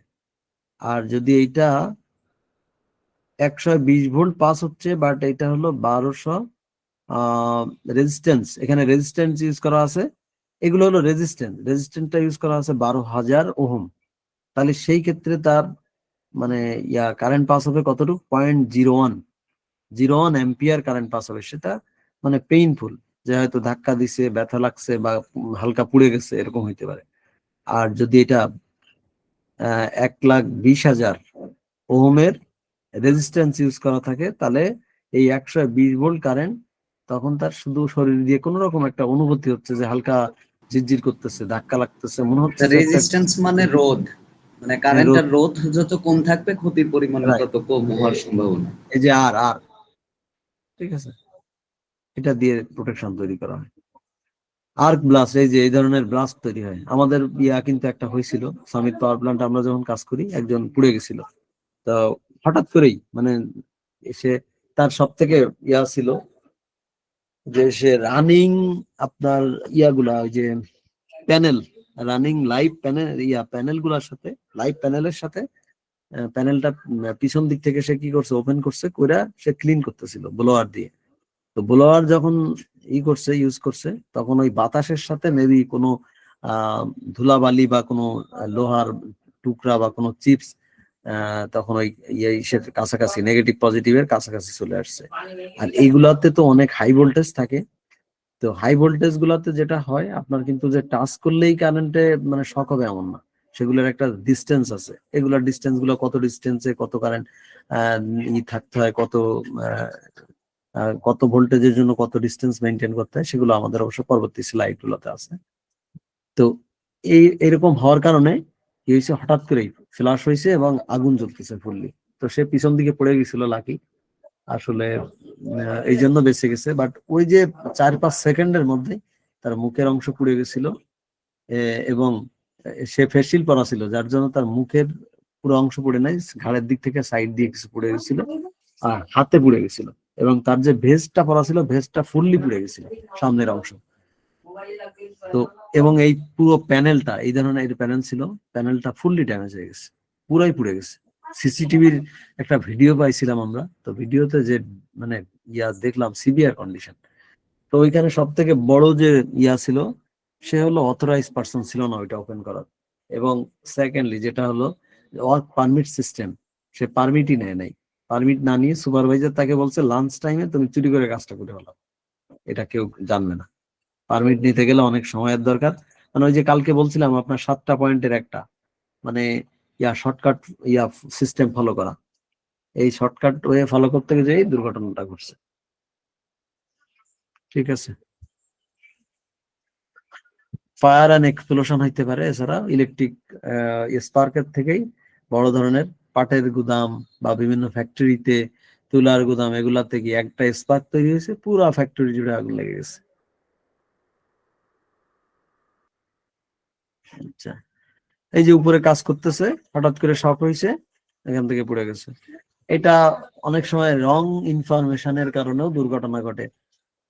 আজকে মনে করেন যে আমাদের এই এরিয়াতে কাজ করবে 10টা থেকে 1টা পর্যন্ত, তো লোকজন মেইনটেনেন্সের কাজ করতেছে, এখন মেবি শিফট চেঞ্জ হয়েছে, তো সে প্রসিডিউর আসলে log out tag out system follow করে না। অনেক এখনো বাংলাদেশের যে বিদ্যুৎ বোর্ড গুলা, বিদ্যুতের যে BPDB, Bangladesh power development board, এখনো তারা ফুললি এগুলা অনেক জায়গায় এটাকে মেনটেন করে না, যার জন্য এগুলা কিন্তু দুর্ঘটনা ঘটে। তারা খাতা কলমে বা কাগজে কলমে লেখা থাকে যে এখানে কাজ চলতেছে, তো যদি মেইনটেইন কোনো করে না, আবার দেখা যায় বৈদ্যুতিক পোলে উঠে যায় কিন্তু সেফটি বেল্ট লাগায় না। সেফটি বেল্ট তো এটা মানে একবারে পুরো মানে সে কমন ইস্যু, যেটা করে না। কিন্তু মানে যে আপনার লাইনটা অফ রাখছে, এটা তো লগ আউট এবং ট্যাগ আউট করতে হবে। বাট এটা পাওয়ার প্ল্যান্ট গুলোতে বা গ্যাস প্ল্যান্ট গুলোতে যেভাবে ফলো করা হয় মেশিন ফ্যাক্টরি গুলাতে, সেইভাবে আসলে আমি এখনো দেখছি যে বাংলাদেশ পাওয়ার ডেভেলপমেন্ট বোর্ড এগুলাতেই করে না। আমি লাস্ট গত মাস, তার আগের মাসে আর কি কাজ করলাম মিরেশ্বরাই, এটা বারাইয়ারহাট সাব স্টেশনে। তো সাব স্টেশনে দেখলাম যে এইখানে মানে পুরা 33 কেবি লাইন গুলা, 33 কেবি যে ট্রান্সফরমার গুলা লাইন একবারে নিচের দিকে, এই এরিয়া গুলা ফুললি থাকার কথা, ব্যারিকেড থাকার কথা, এবং এখানে সাইনেজ থাকার কথা, প্লাস হলো এখানে আপনার সিকিউরিটি গার্ড, মানে ফুল টাইম সিকিউরিটি গার্ড থাকার কথা। সেগুলো দেখলাম একদম ফুল ওপেন, এবং ওখানে লোকজন যত্রতত্র হাঁটাহাঁটি করতেছে কোনো অনুমতি ছাড়াই। ওখানে এখন বলতে পারে যে আমাদেরই লোক হোক আর যাই হোক, এখানে মানে system must be implement, ensure করতে হবে যে এটা ছাড়া কোনোভাবে কাজ করা যাবে না। দুর্ঘটনা তো আর আমাদের লোকই চিনবে না, এটাই রাইট, সবচেয়ে বড় কথা। হ্যাঁ। তো এটা দেখলাম লোকজন মানে একবারে যত্রতত্র কাজ করতেছে, এবার পুরো ওপেন এরিয়া। এবং নিচে সাধারণত এইসব এরিয়া গুলাতে কোনো ধরনের ওই যে শুকনা কোনো কাগজ, পেপার, প্লাস্টিক বা কোনো গাছ লাগানো, এগুলা একবারেই নিষেধ। কারণ গাছের পাতা পড়ে এখানে কি হয়, ওইখানে শুকনা কোনো পার্টস থেকে কোনোভাবে যদি স্পার্ক তৈরি হয়, ওখানে আগুন লাগে, তাহলে আগুনগুলো দ্রুত ছড়া যায়। এই জন্য এখানে পাথর দেয়া থাকে। বাট ওইখানে যে দেখলাম যে বড় বড় ঘাস হয়েছে, প্রায় 5 ফিট 6 ফিট পর্যন্ত ঘাস হয়ে সেগুলো শুকায় আছে। তো এগুলার থেকে কিন্তু দুর্ঘটনা করতে পারে, বাট এগুলার কোনো মেনটেন্স নাই, এগুলা কোনো মানে প্রোটেকশন নাই, যারা এগুলা ফলো করে না। তবে একটা জিনিস যেটা ফলো করতেছে, একটা জিনিস দেখলাম যে ওই এরিয়াতে যারা যাতায়াত করে, ওই রাস্তার মধ্যে যারা ওখানে কাজ করে, এবং ওই ইসে পাওয়ার প্ল্যান্ট সাবস্টেশনে ছাতা, ছাতাটা হলো লোহার বাট ইউজ করা যায় না, সেই ওই আদিকালের সেই যে দাদু ছাতা, হ্যাঁ, আপনার কাঠের বাট, ওইগুলা দেখে ইউজ করতেছে। তো তখন এটা মানে আমি আর কি জিগাইলাম যে আপনারা যে এই ছাতাগুলো ইউজ করেন, কয় এটা আমাদের একবারেই নিষেধ, এটা অফিস থেকে এই ছাতাগুলো দিছে, আমরা কোনো ছাতা এখানে আনতে পারি না, আমাদের ছাতা গেটে রেখে দিতে হয়। তো এটা একটা ভালো দিক, যদিও খারাপের মধ্যে একটা ভালো দিক। Prevention of electric accident, electric accident prevent করার জন্য এই ধরনের কিছু সিস্টেম আছে, যেমন ইনসুলেশন করা থাকে। এছাড়াও ইলেকট্রিক প্রোটেক্টিভ ডিভাইস, একটা যেমন প্রোটেক্টিভ এর একটা device, guarding, grounding, proper grounding থাকে, পিপিই থাকে, সেভ ওয়ার্ক প্র্যাকটিস থাকে। সেভ ওয়ার্ক প্র্যাকটিসের মধ্যে কি, যেমন টুল বক্স মিটিং, তারপরে হলো কি ট্রেনিং, তারপরে হলো আপনার পিপিই মেনটেন করা, এগুলো সেভ ওয়ার্ক প্র্যাকটিস করা। গার্ডিং সিস্টেম, সিকিউরিটি সিস্টেম, তারপর সাইনেজ সিস্টেম, এগুলো হলো save work practice. Electric protective device, circuit breaker থাকে, যে কোনো জায়গায়, যেমন ব্রেকার গুলো অবশ্যই এনশিওর করে যে কোথাও বজ্রপাত হয়েছে বা কোথাও হয়েছে আপনার ঝড় হয়েছে, বৃষ্টি হয়েছে, অতিরিক্ত বৃষ্টির কারণে অটোমেটিকলি কিন্তু ট্রিপ করলে তখন ওই এরিয়াতে ওই বিদ্যুতের লাইনটা দেখবেন অফ হয়ে যায়। একটু ঝড় বৃষ্টি হলেই দেখবেন অটোমেটিকলি এটা অফ হয়ে যাচ্ছে। হঠাৎ করে একটা লাইনের উপরে গাছ পড়ছে, লাইনটা ট্রিপ করছে, তো এটা ভালো দিক। ফিউজ থাকে, মেল্টেবল কন্ডাক্টর, ব্রেকার, ডিরিং, ওভার কারেন্ট যখন যায় তখন ফিউজ গুলো ইউজ করা হয়। ফিউজ গুলা কি হয়, অটোমেটিকলি কেটে যায়, এটা একটা সেফগার্ড। জিএফসিআই, গ্রাউন্ড ফল সার্কিট ইন্টারাপ্টার। গ্রাউন্ড ফল সার্কিট ইন্টারাপ্টার একটা সার্কিটের মতো, এটা কি হয় যে যদি কোথাও শক হয় বা কোথাও যদি মানে আপনার শর্ট সার্কিট তৈরি করে, বা কোথাও আপনার হলো বৈদ্যুতিক কোনো বিভ্রাট, কোনো জায়গায় হয়তো পুড়ে গেল কেবলটা, সেক্ষেত্রে কি হয়, এই জিএফসিআই এর কাজটা হলো 1 সেকেন্ডের 40 ভাগের 1 ভাগ সময়ের মধ্যে এটা ক্লিপ করে। ঠিক আছে, এটা এই জন্য এগুলা সেট আপ করে। এখন বাসা বাড়িতেও মানুষ কিন্তু এই যে সার্কিট ব্রেকার গুলা ইউজ করে। তাহলে কি হয়, কোন রকম যদি করে আমার কোথাও যদি শক হয়, তাহলে অটোমেটিকলি, এবং এটা প্রত্যেক রুম ওয়াইজ এটা সেট আপ করে দেওয়া হয়, এক একটা ব্রেকার দেওয়া হয়, এই রুমের জন্য এই ব্রেকারটা। তাহলে এখন কাজ করতেও সুবিধা, যে আমার এই রুমে মেইনটেনেন্স হবে, তাহলে আমি ওই ব্রেকারটা অফ করে দেবো। আরসিডি ইউজ করা হয়, residual circuit device, cut off power and sensing current imbalancing. যদি অতিরিক্ত কারেন্ট প্রবাহ হয়, তাহলে সেক্ষেত্রে এই আরসিডি অর্থাৎ রেসিডিউয়াল সার্কিট ডিভাইসটা এখানে কি করে, যে প্রোটেক্ট করে। সার্জ প্রোটেক্টর ইউজ করা হয় শিল্ডিং সিস্টেমের মতো। এএফসিআই, আর্ক ফল্ট সার্কিট, এগুলো আর্ক ফল্ট সার্কিট সাধারণত বিভিন্ন প্ল্যান্ট গুলাতে বা বিভিন্ন অপারেশনের ফ্যাক্টরি গুলাতে এই ধরনের এএফসিআই ইউজ করা হয়। আইসোলেশন ট্রান্সফরমার, অথবা ট্রান্সফরমার থেকে আইসোলেট করে দেওয়া হয়, যেটা লগ আউট ট্যাগ আউট সিস্টেমের মতো। ইলেকট্রিক শকটাকে মিনিমাইজ করার জন্য এই ধরনের সিস্টেম ফলো করা হয়। প্রোটেক্টিভ রিলে ইউজ করা হয়, minor electric parameter triggering arms or trips during abnormalization, অর্থাৎ অ্যাবনর্মালিটিস যদি দেখে, তাহলে সেটা অটোমেটিকলি এটা কি করে, প্রোটেক্ট করে। এই যে ডিভাইস গুলো এখন দেয়া আছে, ফিউজ, এই ধরনের ফিউজ কিন্তু আমরা অনেক এসে ইউজ করি। এগুলা অটোমেটিকলি কেটে যাবে যখন এক্সট্রা কারেন্ট পাস হবে, বা কোথাও যদি এক্সট্রা কারেন্ট কেন পাস হবে, সাপোজ কোথাও শক হয়েছে, তখন কি এটার কারণে যে কারেন্ট পাস হওয়ার কথা ছিল তার থেকে বেশি কারেন্ট হঠাৎ করেই পাস হচ্ছে, যেই হঠাৎ করে বেশি কারেন্ট পাস হচ্ছে এ কি করবে, এখান থেকে ডিসকানেক্ট হয়ে যাবে। আর এটা এই যে সার্কিট ব্রেকার, এটা অটোমেটিকলি ট্রিপ করবে, বেশি কারেন্ট পাস হচ্ছে বা শক হয়েছে, আগুন লাগছে, এটা ট্রিপ করতেছে। গ্রাউন্ড ফল, এই যে সার্কিট ইন্টারাপ্টার, এটাও 40 ভাগের 1 ভাগ সময়ের মধ্যে অটোমেটিকলি ট্রিপ করে, 40 সেকেন্ডের 1 ভাগ। ওভারহেড পাওয়ার লাইন, ওভারহেড পাওয়ার লাইন থেকে কত ডিস্টেন্সে, মানে সেফ ডিস্টেন্স, সেটা এখানে হলো একটা চার্ট আছে, আমরা চার্টটা মেবি নিচে দেওয়া আছে, আমরা দেখি। আচ্ছা, গ্রাউন্ডিং সিস্টেম ওটা দেওয়া আছে, গ্রাউন্ডিং সিস্টেম ফলো করতে হবে। যেমন এখানে দেখেন, এখানে গ্রাউন্ডিং সিস্টেমটা আছে, যার জন্য সে ইলেকট্রিক শক হয় নাই। যদি কোনোভাবে তার লুজ কানেকশন বা কোনো কারণে কেবল কেটে গেছে বা কোনোভাবে শক হয়েছে, তাকে কি করতেছে, এই গ্রাউন্ডিং হয়ে যাচ্ছে, যেটার কারণে তার হয়তো হালকা শক হয়ে তাকে হয়তো ধাক্কা দিয়ে ফেলে দিচ্ছে, বা সে কোনো কারণে অল্প একটু বুঝেই সে ওখান থেকে সরে আসতে পারতেছে। বাট যদি গ্রাউন্ডিং প্রপারলি না থাকে, তাহলে শর্ট সার্কিট হওয়ার কারণে এবং সে কিন্তু বিদ্যুতায়িত হয়ে যাবে। তার শরীর দিয়ে এই গ্রাউন্ডিংটা দিয়ে যখন পাস হয়ে যাচ্ছে বিদ্যুৎটা, সার্কিট কমপ্লিট করতেছে, কিন্তু যখন এইটার থেকে তার গ্রাউন্ডিং নাই, তখন এই যে পার্সন শক হচ্ছে তার মাধ্যমে গ্রাউন্ডিং হয়ে যাচ্ছে,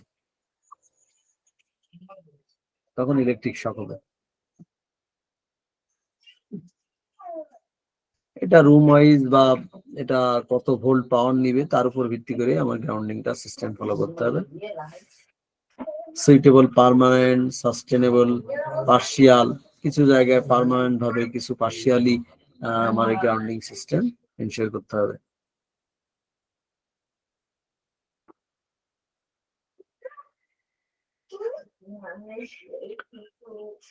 Equipment operating at 50 volt or more shall be guarded against accidental contact, approved by enclosure or by any of the following means. অর্থাৎ যদি 50 ভোল্টের বেশি কারেন্ট পাস হয়, তাহলে সেক্ষেত্রে আমার গার্ডিং সিস্টেম থাকতে হবে, যাতে অ্যাক্সিডেন্টটাকে আমরা মানে করতে পারি, প্রিভেন্ট করতে পারি।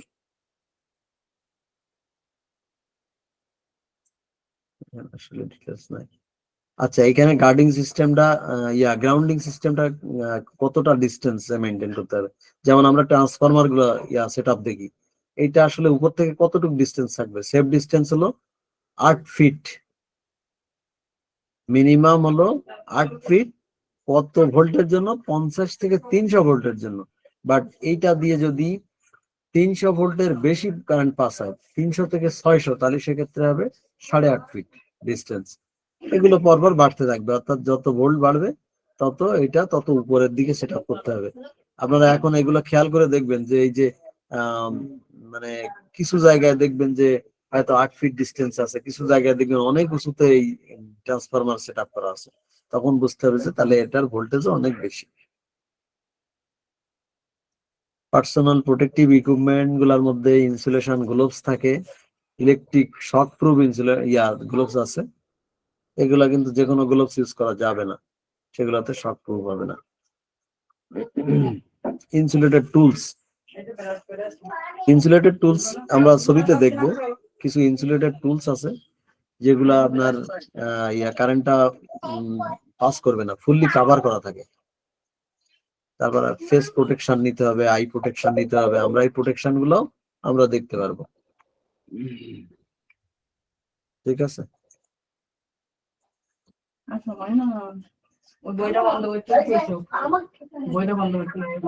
আচ্ছা। এছাড়াও আছে arc rated cloth, arc rated cloth আছে, কিছু স্পেশাল ক্লথ আছে ফুললি কভার করার জন্য, ফুল বডি প্রোটেক্ট করা হয়। তো এগুলো, এই ছবিগুলো আছে আমাদের সামনে, স্লাইড গুলোতে আছে, আমরা দেখবো এই protective equipment.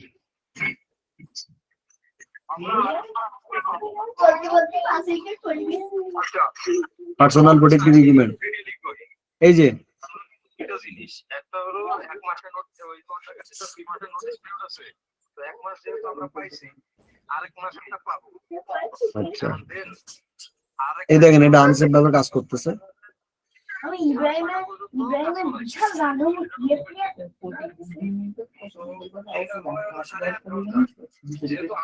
Log out tag out,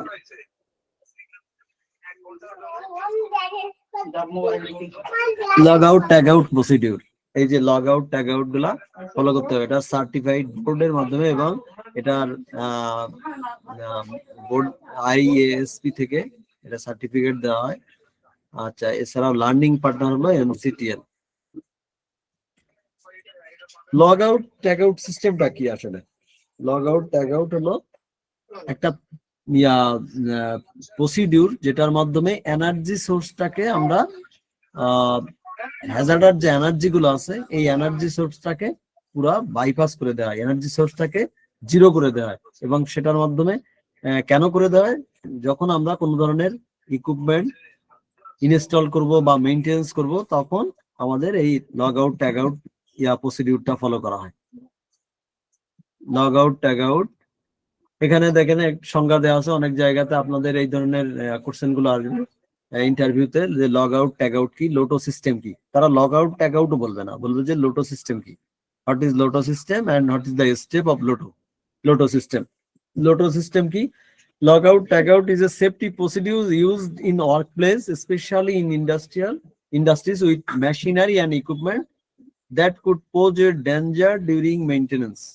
মানে আপনার লগ আউট ট্যাগ আউট হলো একটা প্রসিডিউর যেটা ওয়ার্ক প্লেস বা ইন্ডাস্ট্রিতে মেশিনারিজ বা ইকুইপমেন্টের আপনার মেইনটেনেন্স এর কাজ, রিপেয়ার ও সার্ভিসিং এর কাজের সময় ইউজ করা হয়, ব্যবহার করা হয়। এটার কারণে কি, এটার কারণটা কি হলো যে ওয়ার্কারদেরকে প্রোটেক্ট করা হয় অথবা ইকুইপমেন্টকে প্রোটেক্ট করা হয়, ওয়ার্কার এবং ইকুইপমেন্টকে প্রোটেক্ট করা, এবং যাতে নিরাপদে কাজ করতে পারি, জিরো এনার্জি এনশিওর করে নিরাপদে কাজ করতে পারি। এটার কিছু স্টেপ আছে। স্টেপ গুলা হলো এই যে এখানে দেয়া আছে, বেনিফিট অফ লোটো। আচ্ছা, লোটো কেন ইউজ করব? স্টেপ গুলোর আগে আমরা লোটোটা কেন ইউজ করব? ওয়ার্কারকে এনার্জি সোর্স থেকে যাতে আমি দুর্ঘটনা থেকে বাঁচাইতে পারি তার জন্য আমার লোটো ফলো করা হয়। রিডিউস অ্যাক্সিডেন্ট রেট, অ্যাক্সিডেন্ট রেটটাকে কমানো, অর্থাৎ আমি আমার লোটো ফলো না করার কারণে প্রতি বছর মনে করেন আমাদের এই প্ল্যান্টে একটা করে ফ্যাটালিটি হয় অথবা ফার্স্ট এইড হয় অথবা মেডিকেল ট্রিটমেন্ট কেস হয়। লোটো ফলো করার কারণে আমার ইনসিডেন্ট রেটটা কমে যায়, যে আমার লোটো ফলো করার কারণে আমার অ্যাক্সিডেন্টই হয় নাই, মেডিকেল ট্রিটমেন্ট কেস হয় নাই, ফার্স্ট এইড কেস হয় নাই, এই রেটটা কমানো।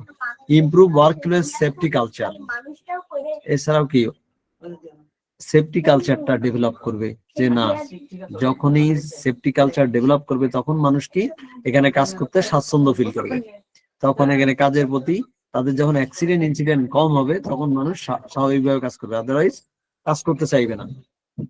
ইনহ্যান্স অপারেটর প্রোডাক্টিভিটি, যখন মানুষ স্বাভাবিকভাবে কাজ করবে তখন কি হবে, সে এই প্রোডাক্টিভিটি বাড়বে এখানে, ঠিক আছে।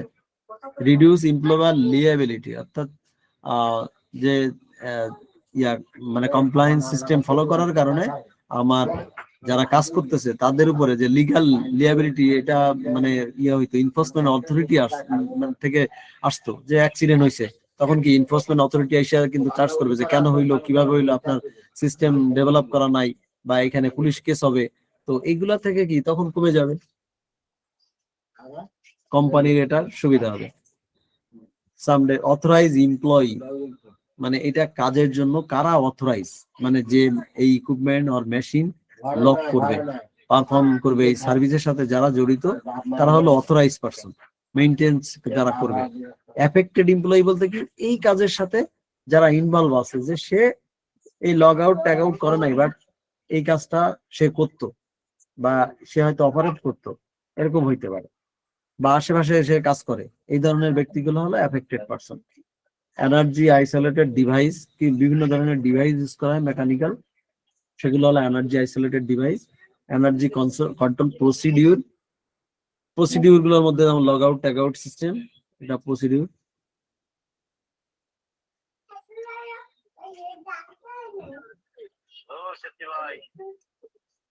হ্যাঁ, আমি আপনাদের সাথে আছি। ওই যে আমার ট্রেনিং একটা ক্লাস চলতেছে, আমি শেষের দিকে আপনাদের সাথে আছি। এখন তাহলে যেহেতু বাকিরা নাই, সেক্ষেত্রে আমরা গ্রুপে একটা মেসেজ লিক করতেছি। বুঝতে মধ্যে হচ্ছে আশা করবো যে সবাই একটা ওপিনিয়ন দিবেন, যাতে করে আমরা প্রসিড করতে পারি as soon as possible। যত তাড়াতাড়ি আমরা জি জি, আমরা আচ্ছা। তারপর আছে আমার hazard energy source found in workplace. কি কি ধরনের হ্যাজার্ড দেখা যায়? ইলেকট্রিক্যাল হ্যাজার্ড, যেমন আহ, ইলেকট্রিক্যাল জেনারেটেড অর স্ট্যাটিক। আর মেকানিক্যাল কি? Transitional, rotational. রোটেটিং পার্টস আছে অথবা ট্রানজিশনাল পার্টস আছে, সেগুলোর কারণে মেকানিক্যাল হ্যাজার্ড। থার্মাল কি? Mechanics, machines or equipment, chemical reaction, এগুলো থার্মাল সোর্স। পোটেনশিয়াল কি? প্রেসারের কারণে হইতে পারে, যেমন আপনার হাইড্রোলিক প্রেসার হইতে পারে, নিউম্যাটিক প্রেসার হইতে পারে, যে ভ্যাকুয়াম প্রেসার, স্প্রিং। স্প্রিংও কিন্তু একটা এনার্জি সোর্স। তো এটা যদি ওভার প্রেসার হওয়ার কারণে ভেঙে যেতে পারে, বেঁকে যেতে পারে, বা বাড়ি লাগতে পারে। গ্রাভিটি। প্লাগ আউট ট্যাগ আউটের কিছু ডিভাইস, প্লাগ, লক, এই ধরনের কিছু ডিভাইস আছে। যেমন এগুলা, এটা ইউজ করা হয় কিসে? ওই যে কি বলে এটারে, আরে এটারে ভালভ, ভালভ গুলা লক করার জন্য এই ধরনের ডিভাইস ইউজ করা হয়। এটা এক একটার সাথে এক একটা ডিভাইস ইউজ করা হয়। Gate valve lock out, hydraulic, pneumatic and other pressurize system, electrical. Group lock out, has বলা হয়। এটা গ্রুপ লক আউট যখন করা হয় একসাথে অনেকগুলাকে, তখন হ্যাজ লক আউট বলা হয়। Log out. এবার প্রসিডিউর। প্রসিডিউরটা কি? প্রথমে হলো প্রিপারেশন। আমার প্রিপারেশন করতে হবে, প্রিপারেশন ফর লোটো। কিসের প্রিপারেশন করব? যেমন আমাকে এইখানে কোন ধরনের ডিভাইস লাগবে। সরি, একটু আমি ইন্টারাপ্ট করি। হ্যাঁ আমি, হ্যাঁ জি জি ভাই বলেন। জি সাদমান ভাই। এই মেসেজটা তাহলে সেফটির সবাইকে দেন, রুবেল ভাই আছে, রিয়াদ আছে, সবাই।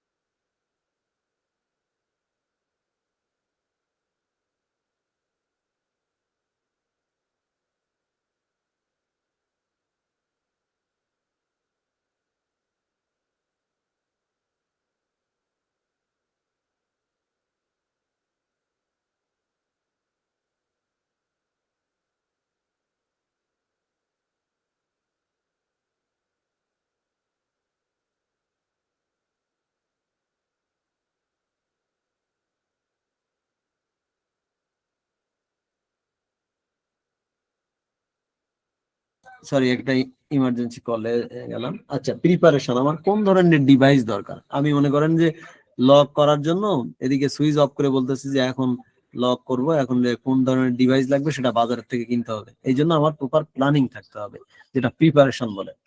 তারপরে হলো শাটডাউন।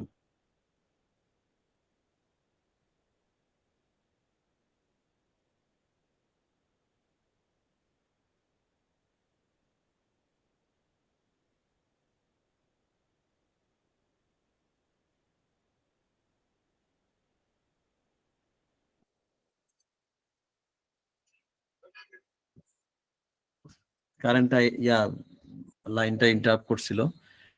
তারপরে হলো লক করতে হবে এবং ট্যাগ দিতে হবে, যে এইখানে আমি লক করলাম। শুধু লক করলে হবে না, সাথে সাথে ট্যাগ দিতে হবে যে কে কাজ করতেছে, কিভাবে কাজ করতেছে, কেন কাজ করতেছে, মেইনটেনেন্স হচ্ছে বা কি হচ্ছে, এটা আমাকে লিখে দিতে হবে এবং সাইন করতে হবে। তারপরে ভেরিফিকেশন করতে হবে, verify for zero energy. Zero এনার্জিটা এনশিওর করতে হবে ডিভাইসের মাধ্যমে, যে এটার মধ্যে দিয়ে কোনো কারেন্ট পাস হচ্ছে না, বা কোনো প্রেশার নাই, বা যেখানে যে এনার্জি সোর্স আর কি সেখানে ছিল সেটা টোটালি নাই।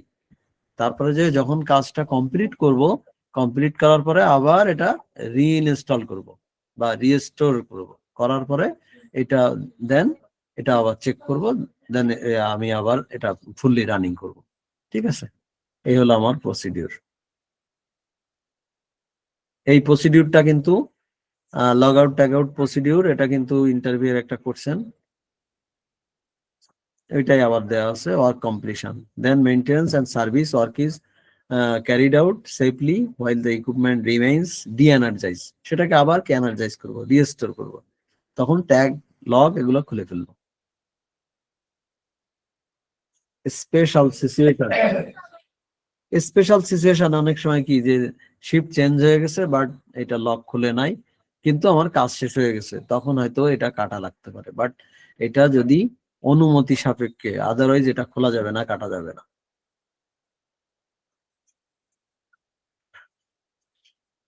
অথবা যে লক করছে সেই লোক হয়তো অ্যাভেলেবেল না, সে হয়তো ছুটিতে গেছে, তখন আমরা এটা বিশেষ অনুমতি সাপেক্ষে এগুলো করতে পারি।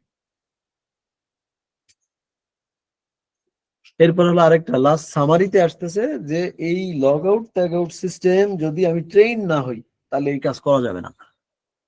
এটা সম্পর্কে ধারণা থাকতে হবে, লক করার প্রসিডিউর জানতে হবে, তারপরে যে এগুলো কাজ করব। Never loan or share your কি লক, যে অনেক সময় কি করে যে ভাই আমি তো চলে যাচ্ছি, তো এই চাবিটা আপনি রাখেন, এখন সে যে তার মতো করে কাজ করবে, সো এটা করা যাবে না, রেসপন্সিবিলিটি চেঞ্জ করা যাবে না, লক কি এগুলা কাউকে হ্যান্ড ওভার করা যাবে না। always be always be sure all lock tag devices are compatible with the environment in which they will be used for receive or humid, অর্থাৎ এমন কোন ধরনের লগ ইউজ করা যাবে না যেটা এনভায়রনমেন্টের কারণে এটা ক্ষতিগ্রস্ত হয়, ভেঙে যায় বা ছিঁড়ে যায়, নষ্ট হয়ে যায়, এই ধরনের লগ বা ট্যাগ ইউজ করা যাবে না। ঠিক আছে, খুবই লগ আউট ট্যাগ আউট এমন একটা সেফ সিস্টেম যেটার কারণে দুর্ঘটনা থেকে, সিভিয়ার দুর্ঘটনা গুলোর থেকে মানুষ বেঁচে যায়। থ্যাংক ইউ সবাইকে। Good night sir. আসসালামু আলাইকুম স্যার। স্যার গতকালকে আমার একটা প্রশ্ন ছিল স্যার, এটা তো বলছিলেন আজকে ক্লিয়ার করতে। কোনটা জানি? যে হ্যাজাকের 7টি কারণ, কি কি কারণ? Happening incident, right. ঠিক আছে, আমি ইয়ে করতেছি। আপনার 7টা কারণ আছে, এই 7টা কারণের মধ্যে মানে এইগুলো আসলে কি মানুষ ইগনোর করে। এটা 7টা কারণ মানে কিন্তু যে এই শুধু 7টা কারণ না, এছাড়াও কারণ আছে, বাট পরীক্ষা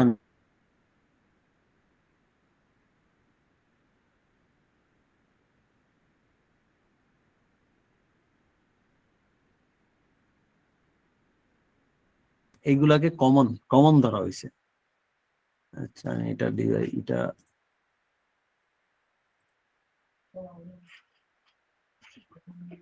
1 নাম্বার হলো আপনাদের যেটা বলছিলাম শর্টকাট করার কারণে, যে আমি মনে করতেছি এখন মনে করেন হাইটে কাজ করতে হবে, তো লাঞ্চ টাইম হতে 10 মিনিট বাকি আছে, এখন একটু জায়গায় সাপোজ 10 ফিট বা 15 ফিট উঁচুতে কাজ করবে, কিন্তু এখন চিন্তা করতেছে এখন আমি যাইতে যাইতেই তো লাঞ্চ টাইম হয়ে যাবে, তাহলে এখন আর দরকার নাই, আমি হার্নেসটা না পরেই কাজটা করে ফেলি। এই যে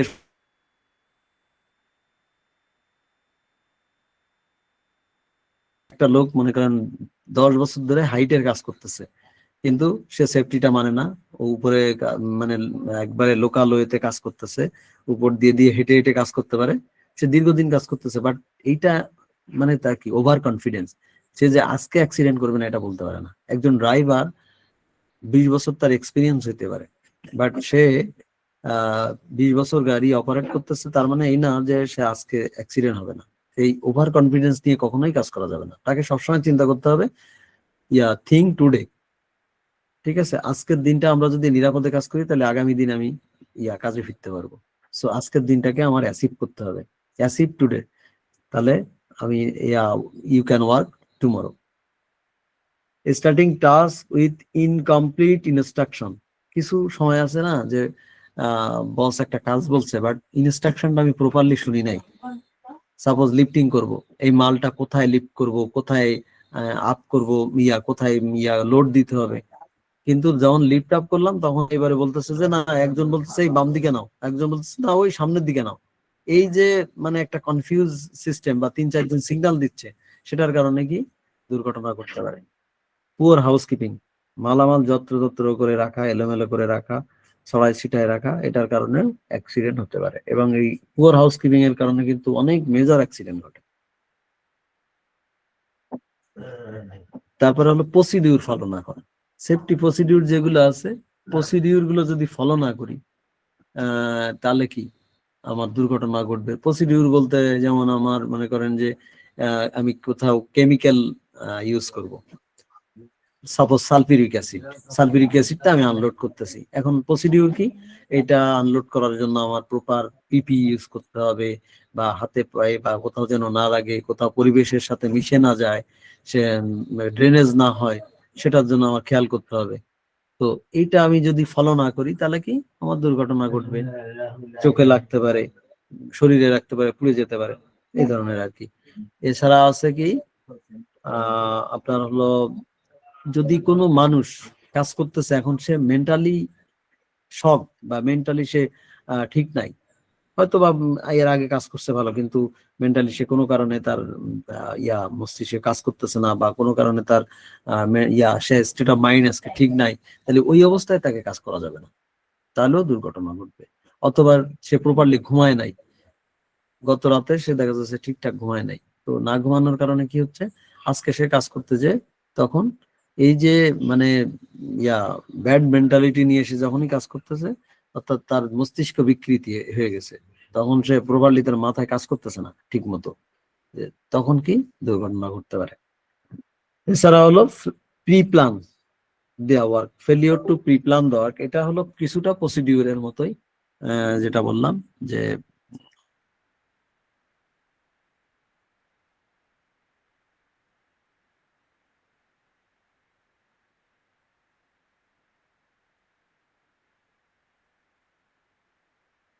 কাজ করুক, তাহলে কি দুর্ঘটনা ঘটবে।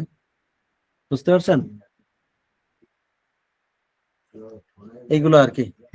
জি স্যার, বুঝতে পেরেছি। থ্যাংক ইউ সবাইকে, শুভরাত। Good night sir.